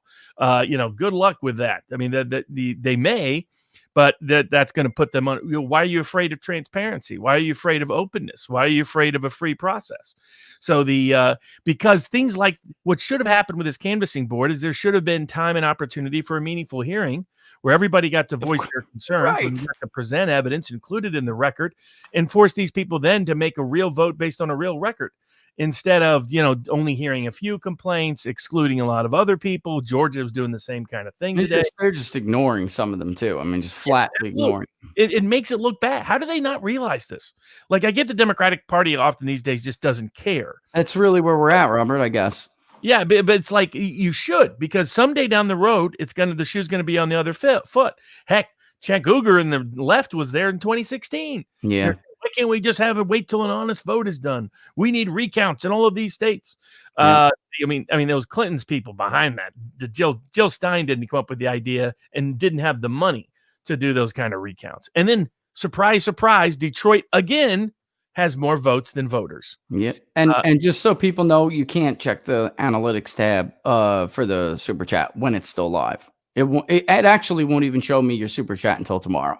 So, like in that analytics tab. Just so people know that. And then there's one up for you if you want to take this one. Oh, Rudy also made video. Yeah, here's what happened. Well, yes, he was. It's that simple. Yeah, I knew you were going to say that. That's why I was like, sure, I'm put it up. It's not a problem. Rudy should not be running the litigation. I was quiet about this because I was helping out behind the scenes for the last 2 weeks. But then it became clear that major mistakes were being made. Rudy hasn't been in federal court since 1992. He gets in Pennsylvania and he doesn't know the difference between strict scrutiny and rational basis and intermediate scrutiny. It's not his area of expertise. Rudy's a good PR guy. Have him out front. Make sure, but he's even when he was a prosecutor, somebody else wrote the script. He didn't take down the mob. His key allies and associates took down the mob, and Rudy was happy to get the political benefit of it. But Rudy was never known as there's a reason why Rudy hasn't done hardly any cases since he left, folks. Rudy was never known as a big trial lawyer. He was never known as a big appellate lawyer. Rudy was known as a good political lawyer. So prosecutor, mayor, good PR guy for Trump. But I mean, honestly, did Rudy handle Ukraine well? Probably not. Did Rudy explain the Hunter Biden story well? Probably not. Yeah. And so I can say all these things because Rudy's only hiring his buddies and pals anyway. So but it's just you're not going to lose out on anything. Exactly. I mean, I've made my point clear, and I just decided staying behind the scenes and trying to work the things behind the scenes was not working. I mean, we were getting close to getting great success, and then I saw Sydney blow it up, and I saw Rudy go off on his own train. And I was like, for example, today My guess is Rudy doesn't even know he's supposed to file an election contest in Pennsylvania. Today has to be today, guys. Has to be today. Yeah, I mean that's how incompetent some of this is. I mean, Law Twitter is thrilled that Rudy's running the show. That they were salivating at him appearing in federal court, where he said things like, "Well, just use normal basis." If you understand the law on that, you understand that that's not it. I will say this, Robert. There does seem to be a very this was within 48 hours of the election. I realized this. There does seem to be a I want to keep that up for you. There does seem to be a void, whereas the left has a Mark Elias, right? And they really have political law people. The right doesn't have anyone who bills themselves or is a political law expert, right? So very few, and the few that are out there are corporate firms that have conflicts because they represent this institution. Yeah, they can't do it. Yeah. One and number two, a lot of them are never Trumpers or don't like Trump anyway. Trump had some good ones in Pennsylvania that just jumped. Michigan just got certified. That's breaking. Michigan just got certified. So, yep. And Now, Pennsylvania's refusing to audit. So, and they'll certify. Is usually the trigger for a contest. Yes, can you explain that? Because I was explaining that yesterday by the Georgia GOP. So they were saying, look, I know you're a math guy. I'm a math guy too. I was talking to somebody. I'm not going to blow him up, but he's big wig over there, and he was like, this is actually what you need to wait for. You have to wait for the certification. Nobody's been harmed yet. So explain that, Robert. So pre-certification, you could only bring charges about how the count is going, how the canvassing is going, how the election itself is being conducted. Those are harder challenges to bring because federal courts go to great lengths to find excuses as to why they can't get involved. They call it standing or mootness or latches or whatever excuse they come up with. It's just lazy, politically Pontius Pilate judges who want to wash their hands of a case. And a lot of them are Federalist Society members. Just that's the one thing that's in common with the federal judges finding excuses not to get involved. So Pennsylvania and Georgia is that they're Federalist Society members, appointed by different presidents. But again, this is why you don't trust those folks. Anyway, we can't allow them to have a monopoly on legal appointments in our country. But putting that aside, that's the pre-system. After the certification of the election is when you have a broad right to contest the election. So it depends on the state. Not all state, like Wisconsin, doesn't have an election contest procedure, but Michigan does, Pennsylvania does, Nevada does, Arizona does, Georgia does. And in Pennsylvania, it's triggered by the date of election. So that's why they have such an early timeline. For everyone else, it's usually certification. So you have to usually wait for certification in Michigan and Georgia and Arizona and to a certain degree in Nevada. Depends on. In Nevada, they've already filed the election contest. Arizona, you can file it as soon as it's certified this week. You have to usually file it within 5 days. Same in Georgia. Now that it's certified, they have to file that this week. But the election contest is broad. Often you don't need the candidate to file it. Any voter usually can file it. Now, Pennsylvania's got crazy rules. You have to have 100 people sign on. 5 of them have to verify it, all that. But in most states, a single voter can bring it. Usually they have to verify whatever the factual allegations are, but that can fairly be upon information and belief because there's reasonable inferences that you can draw conclusions on. So that won't necessarily get you into trouble. Sometimes there's cost bonds that can be expensive, but usually you can crowdfund for that, and you can wait for that to occur before you have to decide whether to move forward. But it's once certification occur, anyone can file an election contest. So on the Viva. What about in PA? So so somebody asks, so if there's no contest filed in PA, is it just game over? On election contest, it would be. But let's just say I think I have reason to believe maybe it's going to get filed today. So the timely mailed should be considered timely filed. So they can argue what they want. But at least that's what appears to be the rule in Pennsylvania. Not crystal clear, but that's what appears to be the rule. So it will get mailed today and it will get filed today. So luckily, there were some really good grassroots people that are connected to Trump who wanted to make sure that happened. That's why I put out the notice on Twitter yesterday and let everyone know that I knew in Trump world, hey, this needs to get done. And luckily, there's some true Trump loyalists trying to make sure this gets done because it appears Rudy had no clue about it. This is why. I mean, one of my other objections when Rudy and Sidney came in, they started basically, they didn't bring in any election lawyers, at least initially. Now I think Rudy's recognizing he needs to now, but I think Sidney didn't want that to happen because she wanted to pursue her theory, and I didn't think that was well, it was not a good indicator to not have election lawyers involved in the process. And there's some people that have been critical saying, oh, that I want to be part of it. I don't care one way or the other. This is costing me time and money. So, but I'm happy to help. I'm not one of those people critical of people while I'm not willing to help. But it's not about me. There's plenty of other high quality election lawyers. Harmy Dillon knows a lot of this stuff. I was gonna ask you that. That was gonna be my own little interruption of everyone's got questions, but I wanted to ask you that. So Harmeet is a very knowledgeable woman and lawyer. On the Republican National Committee, sits on the Republican National Lawyers Association. Why hasn't she already been hired? What's the deal there? Yeah. Is running a selfish. I mean, I wasn't going to be critical of Rudy until he was burning down the house, and he started to burn down the house. And this is what, by the way, folks, there was a reason why Tucker spoke out last week. It wasn't because he wanted every Q lover and Lynn Wood supporter and to hate him for years. That isn't why he did it. He did it because he had an audience of one, and that audience was the president, Donald Trump. No, this is going wrong. This person is misleading you. Whatever, even if her intentions are entirely innocent and pure, she's on the wrong track that's going to blow up your case. And that's what led the realization, oh, wow, she's completely full of it. We got to get rid of her.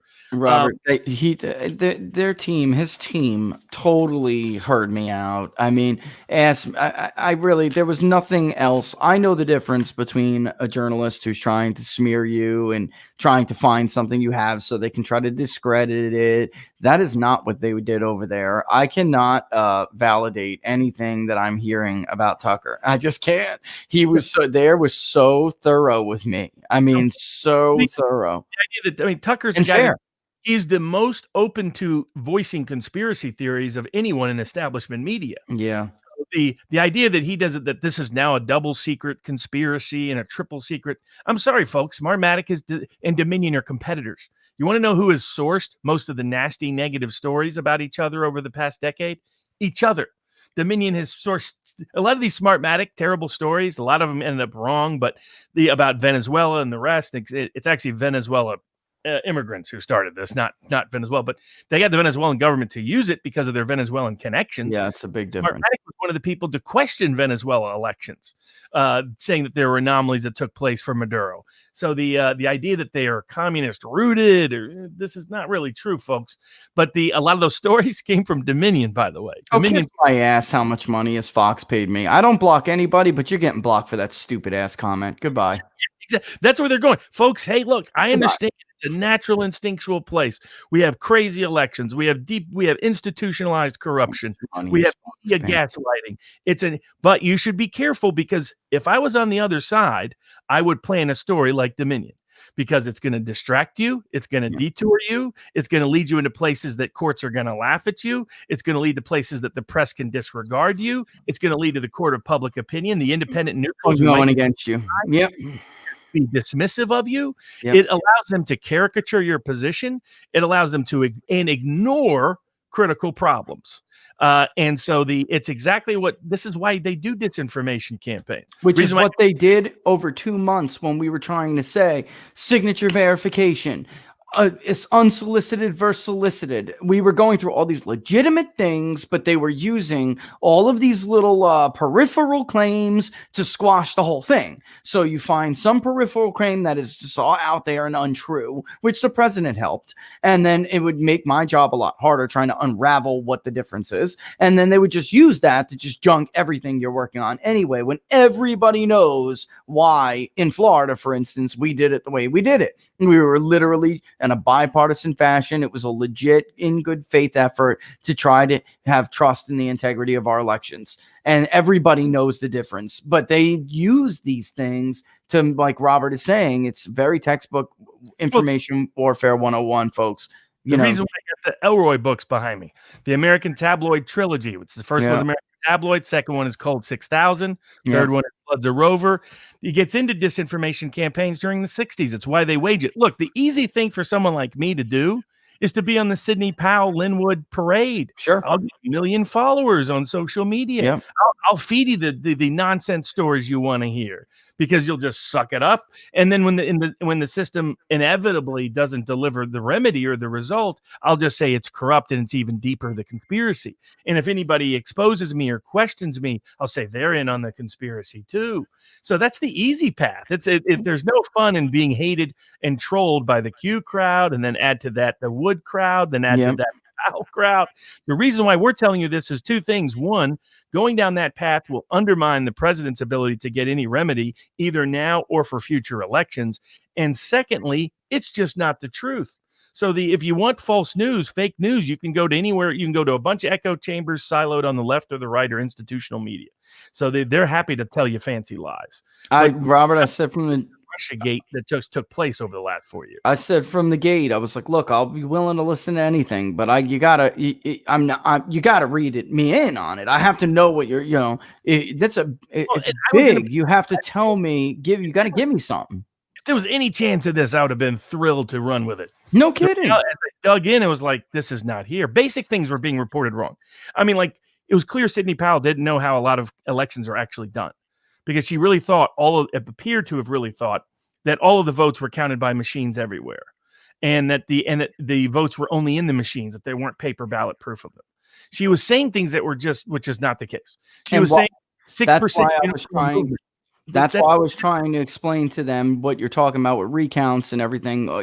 That's not going to do anything. It's not.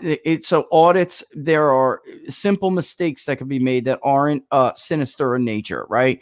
Absolutely. So, for instance, I recorded 3,500 votes. There really are. When somebody goes to look in the box, there are only 350 votes, right? So somebody actually added an extra zero. So little things like that. And I got to tell you guys, replacing the voter card that came from the optical. Yeah. By the way, is how the vote was counted. There was no vote counting by server being sent over to foreign countries and coming back. There's no evidence that took place. They literally the machines are not connected to the internet. The optical scanner machine, you plug in you pull a card out that has the total number of votes from, say, a certain time period, 30 minutes, whatever it is. And that's what they were finding in the recounts in Georgia, is that some of the cards they had never properly put in for final tabulation. But this suggestion that the U.S. Army seized servers in Germany for which we wouldn't even have legal authority from a German company. I mean, folks, this is QAnon nonsense, and I don't care if it's Sidney Powell. So when I heard that, I'm like, where did this happen? Did this happen like on Ramstein Air Base or something? Because that's the only place you'd have any kind of authority to do it. Like, what are you talking about? Sydney was vague and obscure, and then she said, maybe it's the good guys, maybe it's the bad guys. Don't get your sources of information, Sydney, from QAnon or from 4chan or 8chan or 8kun or some, the pig farmer in the Philippines who's the front of QAnon. I've been against QAnon and been increasingly critical because it's been fake news. And to be honest, you know this from your Army days. This has the telltale signs of deliberate.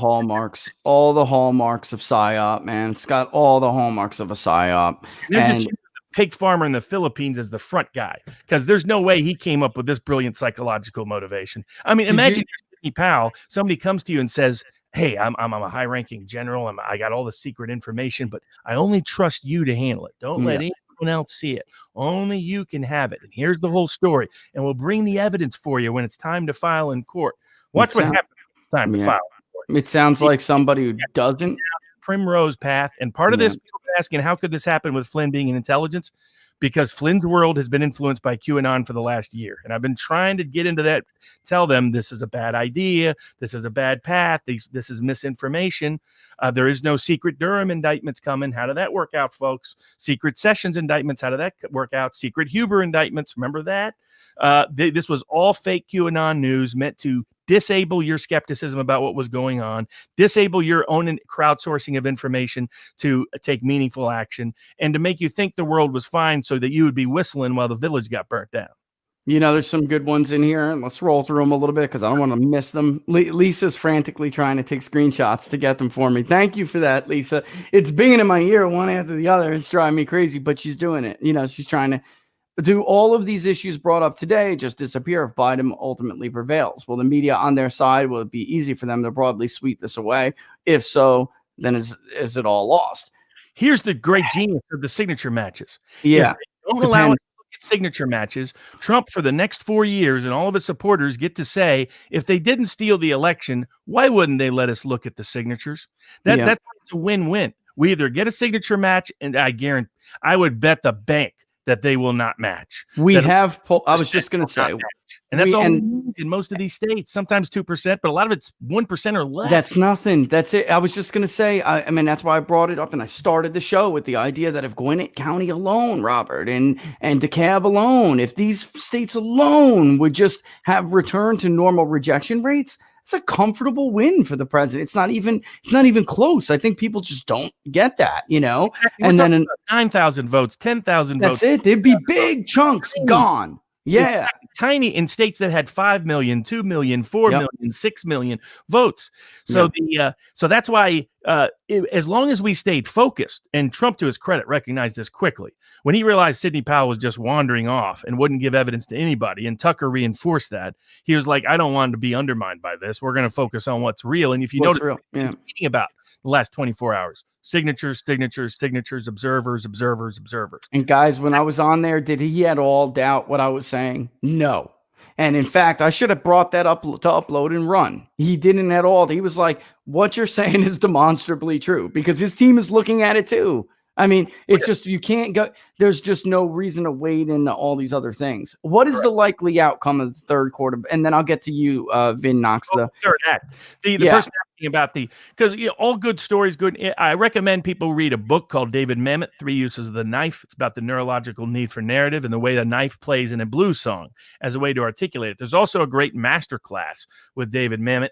I often go back and rewatch it before I do a trial or anything else, because it's a reminder of how to tell a story. And there's sort of an arc. And there, you introduce the hero, then the hero face in Act 1. Act 2, the hero faces a crisis. You think he's doomed. It's all gonna, how is he gonna resolve it? And Act 3 is the resolution. And my point was that Trump is in Act 2. That people think he's in Act 3, he's really in Act 2. And Act 2 is, no matter what happens on this, whether he's declared the president on January 20th or not, he's going to be in a great position to run 4 years from now, as long as he works this the right way in the court of public opinion. That he's like Andrew Jackson in 1824. They stole it from him by hook and by crook. Even Cleveland. Cleveland. Exactly. You remind me of a Cleveland, man. Yeah. He could come roaring back. And remember, Andrew Jackson, by having the election stolen from him in 1824, built a political party that he had not built before 1824. The Democratic Party, and the core voters of that group in Jacksonian America would continually vote for Democrats for almost the next 200 years until 2010. Yep. So that's the kind of, you give Trump 4 years out of power especially when he's been stripped of power by invalid, illicit means, a conspiracy of big tech and big media, a conspiracy we can prove. Was big tech manipulating this election? That's not absolutely. Money manipulating this election? That's not in doubt. Yeah. Was media manipulating this election? That's not in doubt. And did they do illicit activities so that dead people voted and all kinds of illicit voting happened? That's not in doubt. Well, then that gets to Vin Knox's question for sure, because I mean, that's really, you answered that. I mean, I hope that the third act is coming, and the third act is going to be the resurrection of Trump and Trumpism in a much more powerful, potent form than it would have been had they not stolen it from him. That's a good point. It's a good, but it's funny you brought up Jackson, and maybe is a little bit better of an example. I was thinking Cleveland, because he was like this canary in the coal mine. Back after losing a term. Cleveland said, "Don't give up right now. Don't change course, because they're gonna." And everything went to hell. It'll so easy silver, free silver. Short-term outcome here. We'll go for trying to get Trump certified, but realistically, that's a very uphill battle, because he has to get another question. willing aid of the courts and Congress, and they don't want to. I just want to expose the system and say, either you're going to let me look at the signatures, or you're going to admit it's a fraud by not letting me look at the signatures. That's right. That's where and look, that has been Laura and I's thing from the jump. You know how we feel about election integrity. And in fact, somebody suggested that maybe you need to go the way of an advocacy group, because you got skills to put behind it. And it's like, to the point where, like, you don't support us on this, I'm going to work to defeat you. And do you know how good I am at doing that?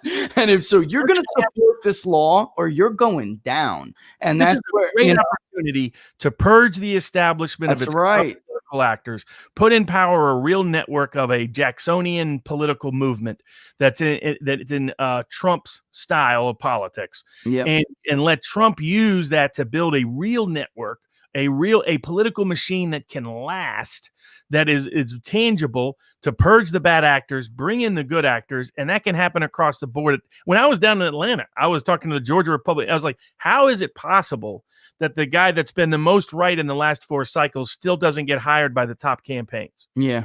I was like, that doesn't make sense. I was like, if Richard Baris isn't on your short list, you got a bad list.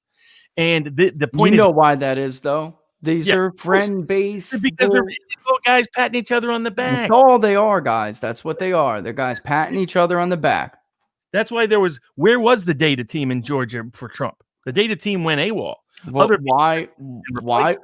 why did everybody say it's all right to go to bed? I mean, that really just goes to show you how clueless they are. So what's the likely outcome for the Third Court of Appeals taking up the expedited review of the Trump team's appeal? I don't think he'll get remedy from any of the federal courts.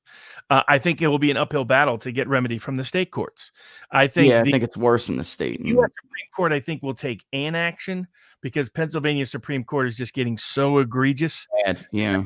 And I think they've gone so far that it's going to force the U.S. Supreme Court to do something. What they want to do is they want to do it after the election so that it doesn't impact this election. And if I'm unfortunately right about our newest justice, then that's what will happen. Yeah. I do think Kavanaugh and Alito, people think that the circuit assignments matter. Those don't matter because they refer everything back to the whole court. So there was, and like it was all the even if they decide to take something up, folks, explain that a little bit more, because I didn't get very popular responding to some people's private DMs with that. I'm like, so what? Because all they do is say, yeah, we'll take it up, or what, and then it's going to everybody anyway, and you're going to get backstabbed by Roberts, and you're going to get a great dissent from Alito and Thomas saying you let them rob this election. It's going to be blistering, and then that's it. And then that's going to be a wrap. Impact. And I think that like Giuliani's been a little naive about that and other aspects.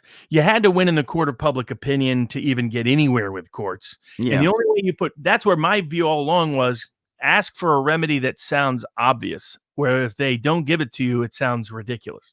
Yeah. Don't ask them to throw out millions of ballots. Don't ask them to even stop certification.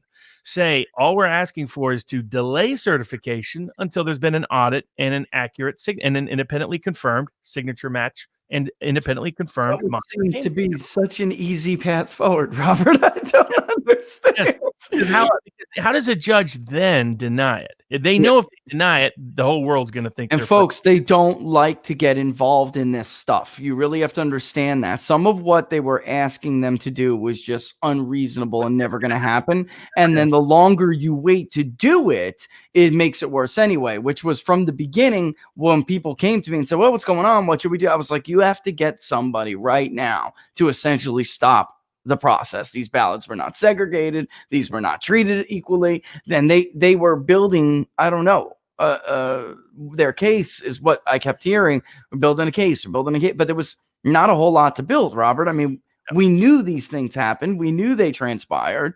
It just, I don't know. Why reinvent the wheel, brother? Why we reinvent the wheel?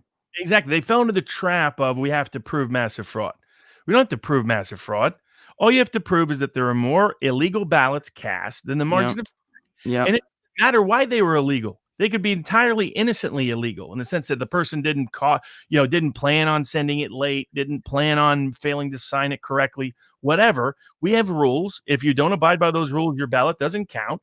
And it's the California court that say an illegal ballot is any ballot that should not have been counted, either because of how the ballot was cast or because of the voters' qualifications. And then fraud, widespread, doesn't require we prove anything.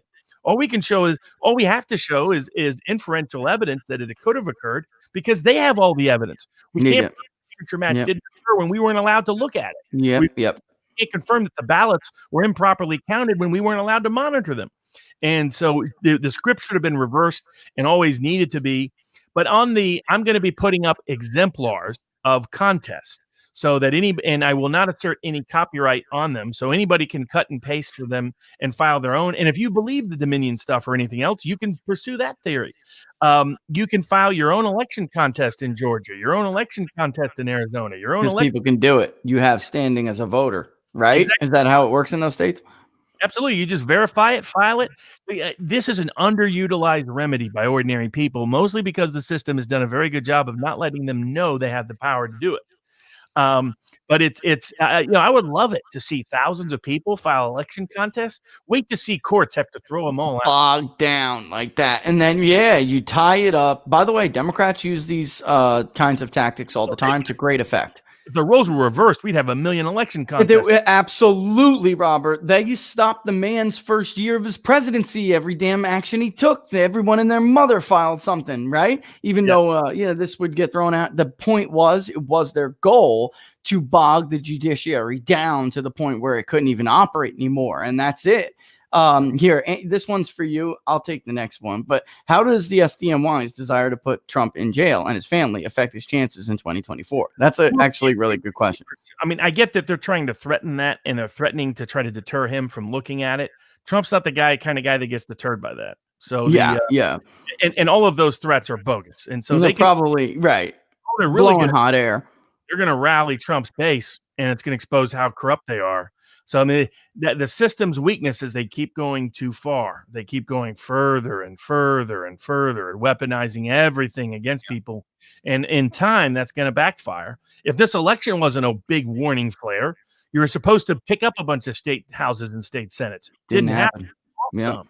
You were supposed to add House seats. You lost some. You were supposed to add a bunch of Senate seats. You're supposed to flip the Senate with ease. Didn't happen. Guy at The Economist is such a tool, man. That election forecaster at The Economist, what an idiot.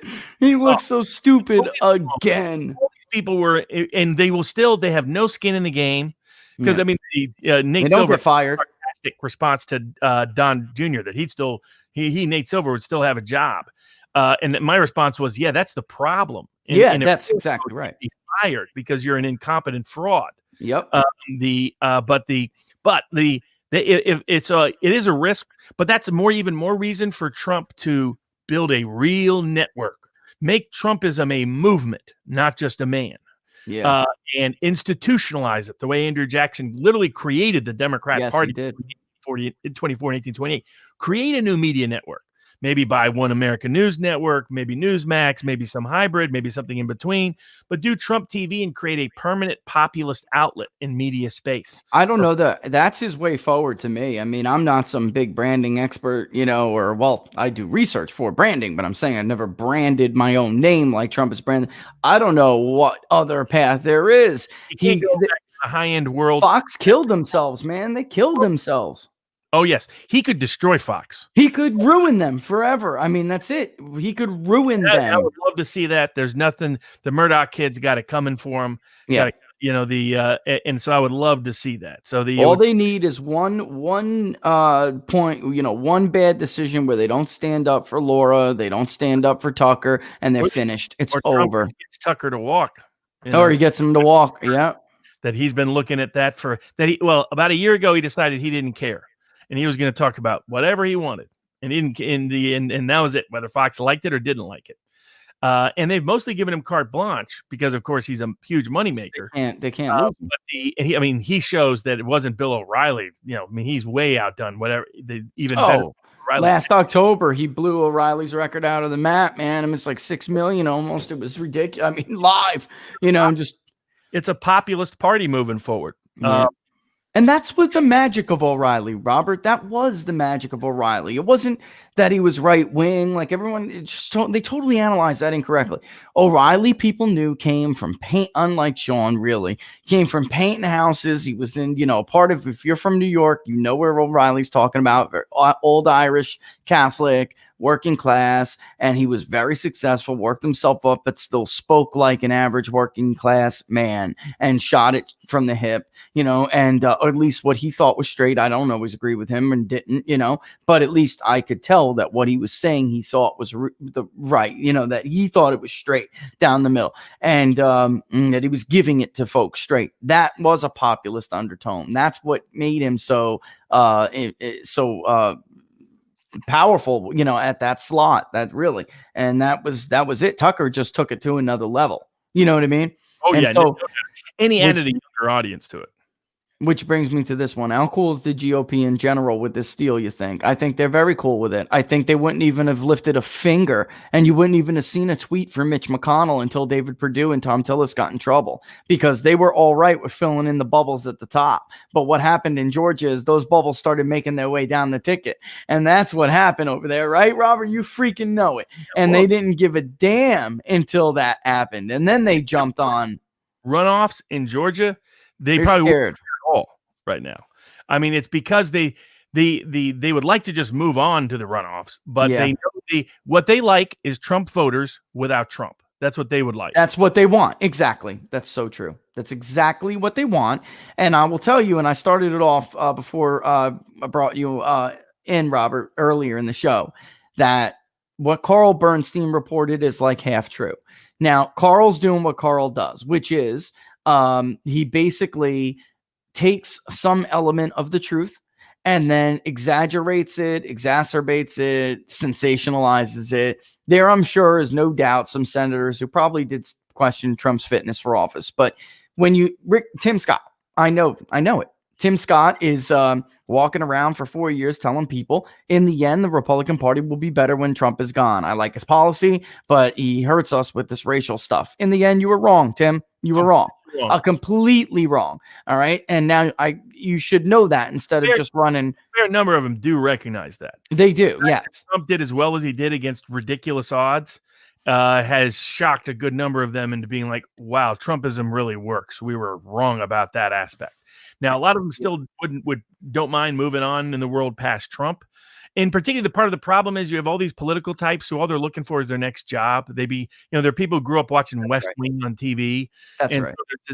I always said it was a problem when we professionalized the political class, when they didn't come from working class backgrounds. They're little poli-sci majors who, went to Barnard or whatever there was. And journalism too. Yeah, exactly. And they come out and they're young professional millennial types who down deep don't like Trump. They thought Rubio was the greatest savior ever. That's who these people are. They're not competent at their job. They're not skilled. The people running both Senate campaigns in Georgia are incompetent at their. We talked about it. That the people running Trump's campaign were clearly incompetent. Clearly. That's been completely confirmed. His clearly. campaign didn't see any of this coming. His campaign, they're leaking and undermining him right now. That's why my view is he's almost, honestly, when people talk about Act 3, I think he's almost there. Coming back in 4 years where he could build a real machine that's unstoppable. Now, I think he won the election. I think that's the guy who should be the president, is the guy who won. But putting that aside, the backup option ain't all that bad, folks. A much more powerful, much more the guy doesn't age. So when he's 79, he's still going to. He's the only guy who didn't get aged by the presidency. Exactly. He's the only guy in my lifetime. He's excited and enthused. He's dancing on stage at the rallies. I know he's still incredibly optimistic. All these stories about how he's down, depressed, bitter, knows he lost. All nonsense.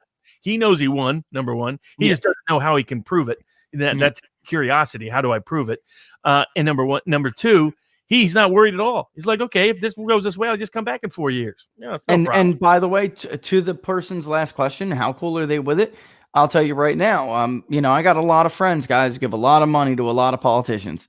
And Lindsey Graham made the rounds to more than one of them. And when they were calling him, like, listen, because there's a lot of some of the donor class, a lot of them that really have evolved in 4 years, and they're no longer just like Republicans. They're really like on board. They really like having Trump fight. They've only come for Trump. They're your small business entrepreneurial types who actually were not even financially involved in politics often, who have become engaged because of Trump. While the Democrats have a huge monetary edge now because all the big money people support them. Yes. What that has done is that's actually shifted it. So Republicans no longer have big money people on the establishment side to back them. So the only place they can go to get funding increasingly is actually Trump money. That's it. And they're finding, geez, okay. So in the grassroots level, popular vote level, and the money world, if we're not on Team Trump, we may not be in power any longer. And he didn't get the response he wanted, Robert, because he was running. They're all like, "Listen, we know what the hell happened here. What are you doing about exposing this? With absentee ballots. What are you doing about making sure Georgia compares signatures?" And this was what Lindsey Graham privately told people. Carl Bernstein. All right, he privately told these donors that everybody knows that they committed fraud in this mail-in ballot, and that there's not a lot they can do about it. That's what they said. Officials in Georgia tell me in just the last week that there was no doubt there was a major problem with signature matches in Georgia, and that if you do a signature match, there's more invalid votes than there is the margin. I heard the same thing on Saturday from somebody way up on the food chain. They were just like, no doubt, without a doubt, these areas specifically, these 5 areas, they even got down, 5 areas specifically. They got the numbers, they got the increases. Look, there are people who are smart enough to know this. You're going to get a little, population growth. You're going to get a little bit of turnout in some of these places. This is to the point, though, with how they were doing it, too, like Robert spent an hour explaining before. And they just circumvented the whole damn process. If you were to take a small subsample, which is why we kept going with what we did in Michigan, Robert, because I pulled a very small subsample and then went just using the Secretary of State's tools. And I pulled a little bit of people who are suspected deceased. Bing, hit the very first one I cross-checked. And if you do that, and then you go the next one, and maybe every couple out of 10, you're getting. And then you have to go and confirm that. That tells you there's a very high likelihood that something was systemic. And again, no doubt.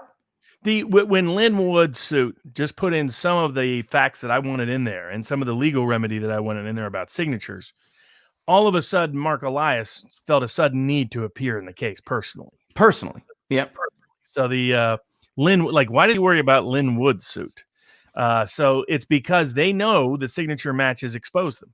So they've known this all along, and that's why Dominion was always meant as a distraction and a detour so that people were not talking about the big signature match problem that exposes them fundamentally. If we poll this, Robert, people go to PayPal and go to Venmo and support this poll, if we poll this, we've polled different things like this in the past. I can tell you, man, it's going to be overwhelming. I don't know what a percentage it's going to be, but if you ask the American people, should election officials have to conduct signature match on mail-in voting or however you put it, it's going to cut all corners of life. It's going to cut across race. It's going to cut across education. It's going to cut across party. It's going to cut across age, creed, you name it. This is very common sense stuff. The American people, like someone like Trump comes out and says they didn't check the signatures. And by the way, Trump is now, he's getting it. Look at what he's doing on Twitter, right?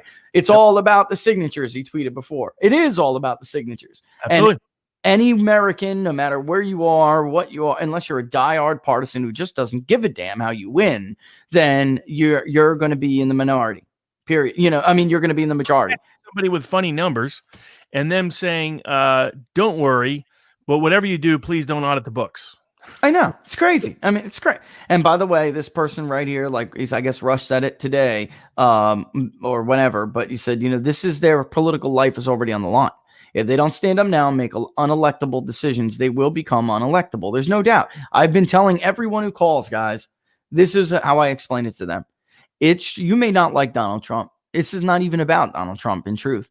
This is Trump today, you tomorrow. You're already gone if you don't stand up against this now, because you'll embolden them. It will just become a hologram. And if they allow this dishonest vote to be counted. Yeah, counted without consequence. It's like one thing, whatever happens for January 20th, it's another thing to not meaningfully use this opportunity to fundamentally reform election law so that it cannot happen again. That's right. That's exactly, and that's the other part of where, like some people said, there really is numerous things to what you do. And Laura and I were thinking about it really because of the election integrity issue. That's something that we could use another vehicle to make a difference in, because everybody supports that, Robert. It doesn't matter where we all want free and fair elections. Frankly, we should just go back to in-person voting and in-person voting on election day. That's still my favorite. The Constitution talks about election day, not days, weeks, and months. Yeah. So I would prefer it to be that way. But if we're going to have some early, we should go back to have putting in all their strictures on absentee voting. We don't even have a secret ballot with absentee ballots. No. There's no guarantee of that at all with an absentee ballot. No. It's not safe. It's not secure. It's not secret. That's independent of all the fraud that can occur. I mean, that's in terms of signature matches and simply fake ballots being sent in. These ballots can be purchased, and that a signature match won't expose. These ballots can be coerced. These ballots can be blackmailed. The reason we created the secret ballot was to avoid all the problems that come with the entire point, right? And Robert, here's one that's just basically begging you to go help Trump. But the first part of the question is interesting. What do you think of him starting his own political party if the GOP doesn't fight for him? This is what I would say to that. Over time, that could happen. Yeah, it's extremely hard to form a third party. It's much easier to have a hostile takeover and to take one over hostile version. That's right, my friend. And he's already doing that. He's already doing it. Yeah. And if you look at more, that's where I think in 4 years it'd be so much stronger. In 4 years, he's going to have state House representatives, state senators, some governors, some Congress members, some senators who are Trumpist. Yeah. Whereas he came in with basically none. Nobody. A few that had maybe a little Trumpist component of their politics. He even turned Orrin Hatch before Hatch left, Robert. Yeah, that's true. They became great friends. From everything that I hear, they became that was legit. Oh, that's another reason why I'm calling BS on Carl Bernstein, because Rick Scott is not foreign. Okay. No. Rick Scott personally views himself to be a personal friend of the president, number one.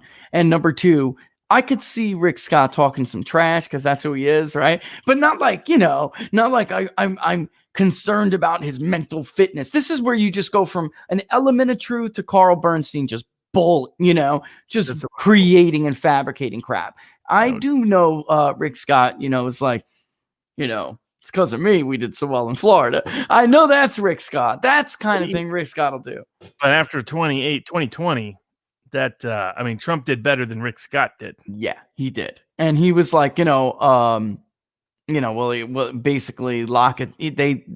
He felt like Florida, people are having heart attacks. And he was very calm, like me. Like, look, Florida is over. Okay. I don't care what the early vote looks like. It's, don't get duped by, and by the way, remember Nate Silver had to take his little doggy for a walk or something because he saw the freaking electorate on the ground. He had to take, what do you have, a poodle, Nate? Did you take your little poodle for a walk up Madison? Little dogs. It's one of the New York hybrid dogs. I used to sit there in Central Park and wonder how in the world do they make these things? Because they are not looking dogs there. That's not natural. They're all none of it's natural. They're all Frankensteinian. The only way a meaningful audit will take place with that super chat question is if we don't make crazy conspiracy theory claims that they can just ignore.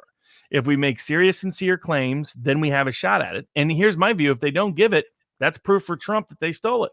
Because if they weren't scared of what was in the books, why wouldn't they let anybody audit the books? If they focus on this, Robert, and they don't, and they just keep pounding away at it, and Trump just keeps pounding away at it, you think those numbers are bad now about how many people think that this thing was taken from him? It's very easy for any American to understand. Why on earth will you not let us look at the signatures? Exactly. Yeah. Why did you hide in the first place in terms of how you counted them, how you processed them, how you even counted the ballots? That's right. Servers? Why did you lie in this part of that process? And why are you hiding them now if there's nothing there?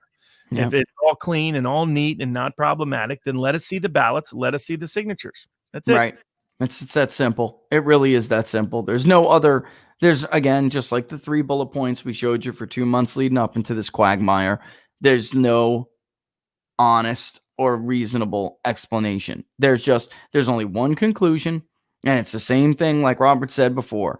There's only one reason why a company with something to hide wouldn't show you its audit the financials of a company.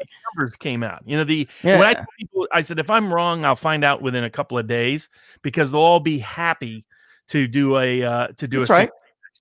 And they would have jumped up and that's right. And this, by the way, was the clue that Dominion was not a risk. I got to snag this. They were happy to do hand recounts. So that told you where it wasn't where the fraud was. Right. Oh yeah. Before Robert's going to snag that when he comes back, we'll probably book here. But Yeah, you guys call him Barnes because you know I've known him for years. I call him Robert, even Bob after a whiskey sour or two. But yeah, basically, this was always the issue, guys. If you take anything away from this today, this was always the issue. This is what I spent 2 weeks hammering on. I just knew that this was the direction it was going to go. It was too easy not to. So you look at somebody like a reality winner, right? And she's willing to lose her job, to face potential criminal prosecution, to leak something that is highly classified and just wreck her career and wreck her life. But when you tell people, right, that they're fighting against Nazism and they're fighting against this, that, the other thing, then it's not that much of a stretch for some UPS or USPS employee to take a stamp and start backdating ballots that they damn well know did not come in time. Okay.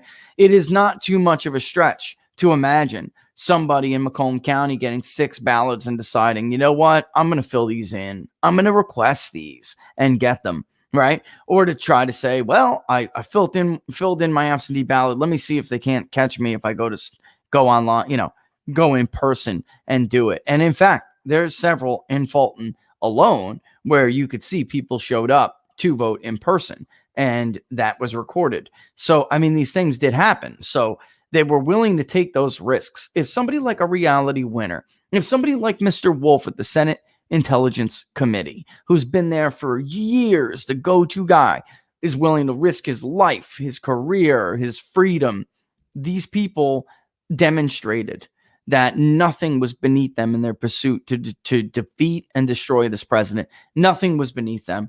They lied about Russia collusion to you. They knew damn well that was not true. All right. Yet they used it as a predicate to get a special counsel to hinder the man's entire first term. And by the way, to set up impeachment. The goal was for Mueller to find something, or really Andrew Weissman, but to find something and then to influence the electorate in the midterms so that you would give them the House and the Senate so they could get rid of him.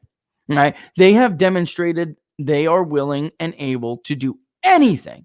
What is a little bit of election fraud with signature ballots and how easy it is to commit election fraud, despite what it says underneath the video on YouTube right now. There are no stringent or strict or, exhausting election integrity laws. Those were put. That's the whole problem. All of the integrity laws were put, a moratorium was placed on them so they wouldn't have to follow them. Deadlines, verifications. This was low-hanging fruit for them. We dangled it in front of them. And then we just kind of went to bed. That's what happened. And I said this on the Inside the Numbers the other day. It's a great analogy. It's really like, you're at a bar, there's the guy sitting next to you is a known car thief, right? Unapologetic car thief. You have one too many drinks and then intentionally leave your keys on the bar while you go and take a leak. And then Laura said, no, it's even worse than that. It's like you're correct. You left the keys running in the car and you walked away. And that's what, not you specifically, but I would say that's absolutely what the Republican Party did. Name one county everyone could ask for an audit together. That's there's more than one. The reason why I told people that I think they should focus on Georgia is because it's the easiest to flip and then it changes everything. If one state was to go because of audits that uncovered enough fraud, the margin in Georgia is so small. Like Robert and I are trying to explain to you guys, even a normal rejection rate in 2-3 of these counties that we're talking about, DeKalb, Fulton, Gwinnett, right? Even a normal rejection rate would result in a comfortable Trump win. And then once one goes, then the whole ball game changes. Because now, what does certifying mean? Nothing. It means nothing. It means they were trying to close the book before you uncovered what happened. And then once one goes, the whole country will be asking, well, where else did they do this? And then it'll become politically risky to even try to keep certifying without audits, without making sure that this was done proper with integrity. All right. And that it was free and it was fair. All right. That changes the whole ball game.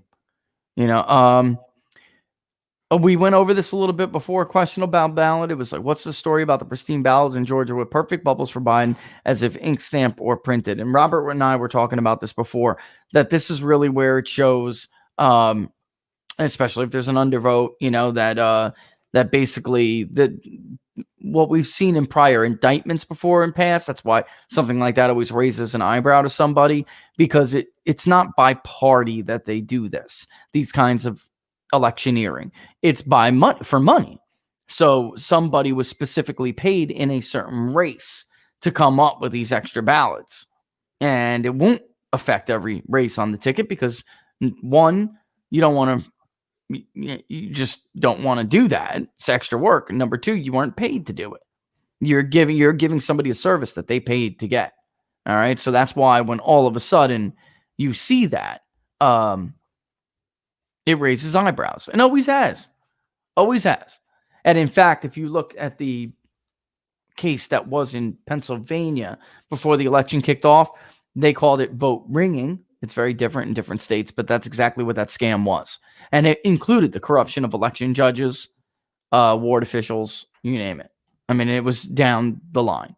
Everyone got a piece of the pie. All right. I can't give you a percentage because we're in uncharted territory here, folks. It's hard for me to give you a percentage because we're in uncharted territory. All right. And then the last chewy one is, will Georgia do the signature matches, though? If it's different that they talk about it, the governor hinted about it, but what are they actually going to do or do about it? I'll leave that for Robert. He kind of said that already. You guys have to make, maybe anybody can make a complaint, but I'll leave that for you. I'll be right back, Robert. My prediction will be a voter, some voter files an election contest in Georgia to demand that happen. And so that's the best chance of it happening, is if that occurs, and maybe that will happen. So, hopefully it will. And I think that's the main thing there. All right. While we have Robert back, I guess let's take it home here. I mean, I think we blasted through basically everybody's super chat. I don't think I missed anybody. We blasted through. And then the chances. Somebody asked me about the chances that Trump pulls this off. And the answer is, I don't know, man. I mean, this is it's an uphill battle. It's a Hail Mary. Unprecedented. Yeah. It's a Hail Mary, but you got Doug Flutie at quarterback. So, maybe, it's a Doug Flutie Hail Mary. It's a good way to put it. So really, what was the chances Donald Trump was ever going to lose Wisconsin by 17 points? I mean, come on, right? And exactly. Wisconsin's a little bit of a diamond in the rough kind of thing. I mean, it really is just because they have ways doing things, but still, again, they also have a very different kind of absentee ballot. They don't even really have absentee balloting. Like, that's a whole new book of worms. But the bottom line is, you need an audit. And I didn't even know. You learn something new every day. I'm not a lawyer, I didn't know that you actually need these certifications in order to really, have any standing or make any problem. Lisa, you can stop binging me now, because I think I hit everybody. All right. Lisa's like, bing. I think we did, right? I mean, I think so. Let me just make sure. Let me just double check. That one was blue. I don't know if I missed a blue one recently. Potential slogan: audit Wayne or audit Kemp. That's a good one. That's a good one, man. I don't know how the hell I missed that one. She must have found that. Yeah, and then the other thing a lot of people are saying, Robert, is, well, if he does pull this off, then they're going to go nuts. By they, meaning the left. And I would say to that, who gives a damn? Mm-hmm. Yeah. I mean, my view is use this as an opportunity to educate people about election laws and remedies, use it as an opportunity to inform them about the need for election reform, use it as an opportunity to network and organize to make change in the future. I mean, look at how smart Democrats handled it. Smart Democrats realized after Trump won in 2016 that the best way was to organize, change the rules, change the election laws to make it easier for them to win. Yep. So we just have to do the same thing in return. But actually have real integrity and real teeth in the election integrity, and build a network that's going to make Trumpism much more successful than, frankly, it could have been in the second term now. So, the best scenario for Trump supporters is he's announced as president. But the backup alternative of him using this as leverage to build a movement that gets him elected in 4 years isn't such a bad alternative either. So the look at it as it was one of my favorite statements as a kid was from Donald Trump's Art of the Deal. I was 12 years old. He used to carry the book around with me. And it was simply hope for the best, plan for the worst. That was Trump's advice. He said he said it was his 2 guideposts about anything. So that your expectations were never let down. You expected the great thing to happen, but you also were prepared in case the bad thing happened. And so we can use both to animate and make real reform in the future. That's a great way to take it out. It is. And, that's why I think it's one of those, just to add this real quick, it's one of those times where you can look and say, there was something I've been meaning to do for a while and I've wanted to do for a while, which is work towards election integrity, right? And there's sometimes life presents you opportunities to do things you probably could never have gotten done before, because it's just not at the forefront of anybody's conscience, national or individual. And now there it is. So now would be the time. All right. So before we go, don't forget, follow Robert at Barnes Law. All right. At Barnes_law on Twitter.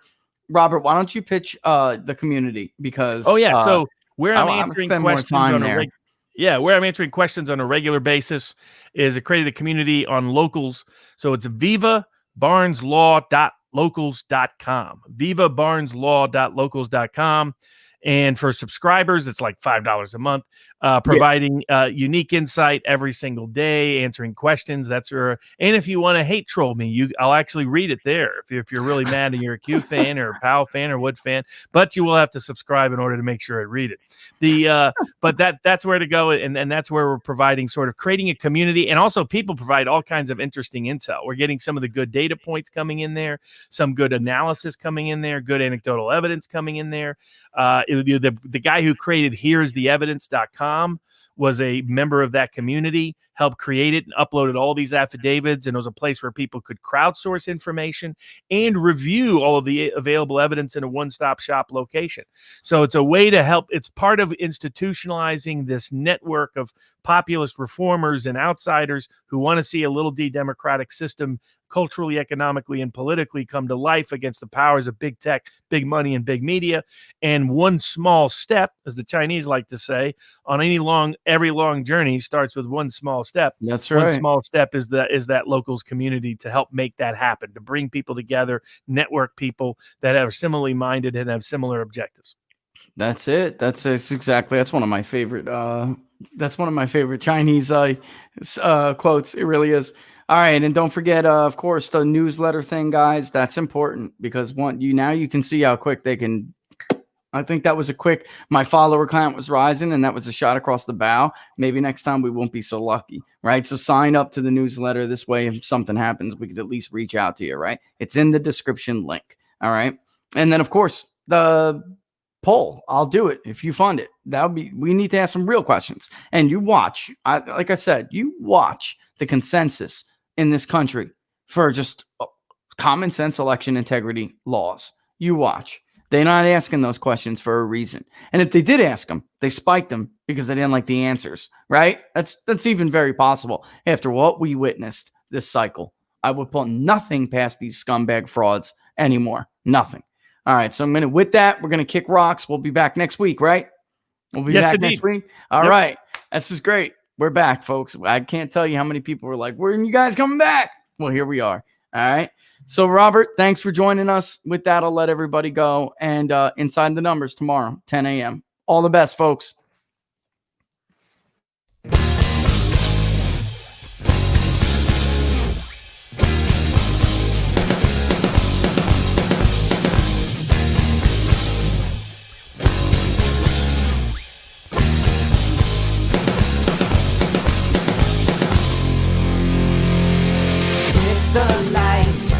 Shine down over dotted lines of white across an open highway. Restless nights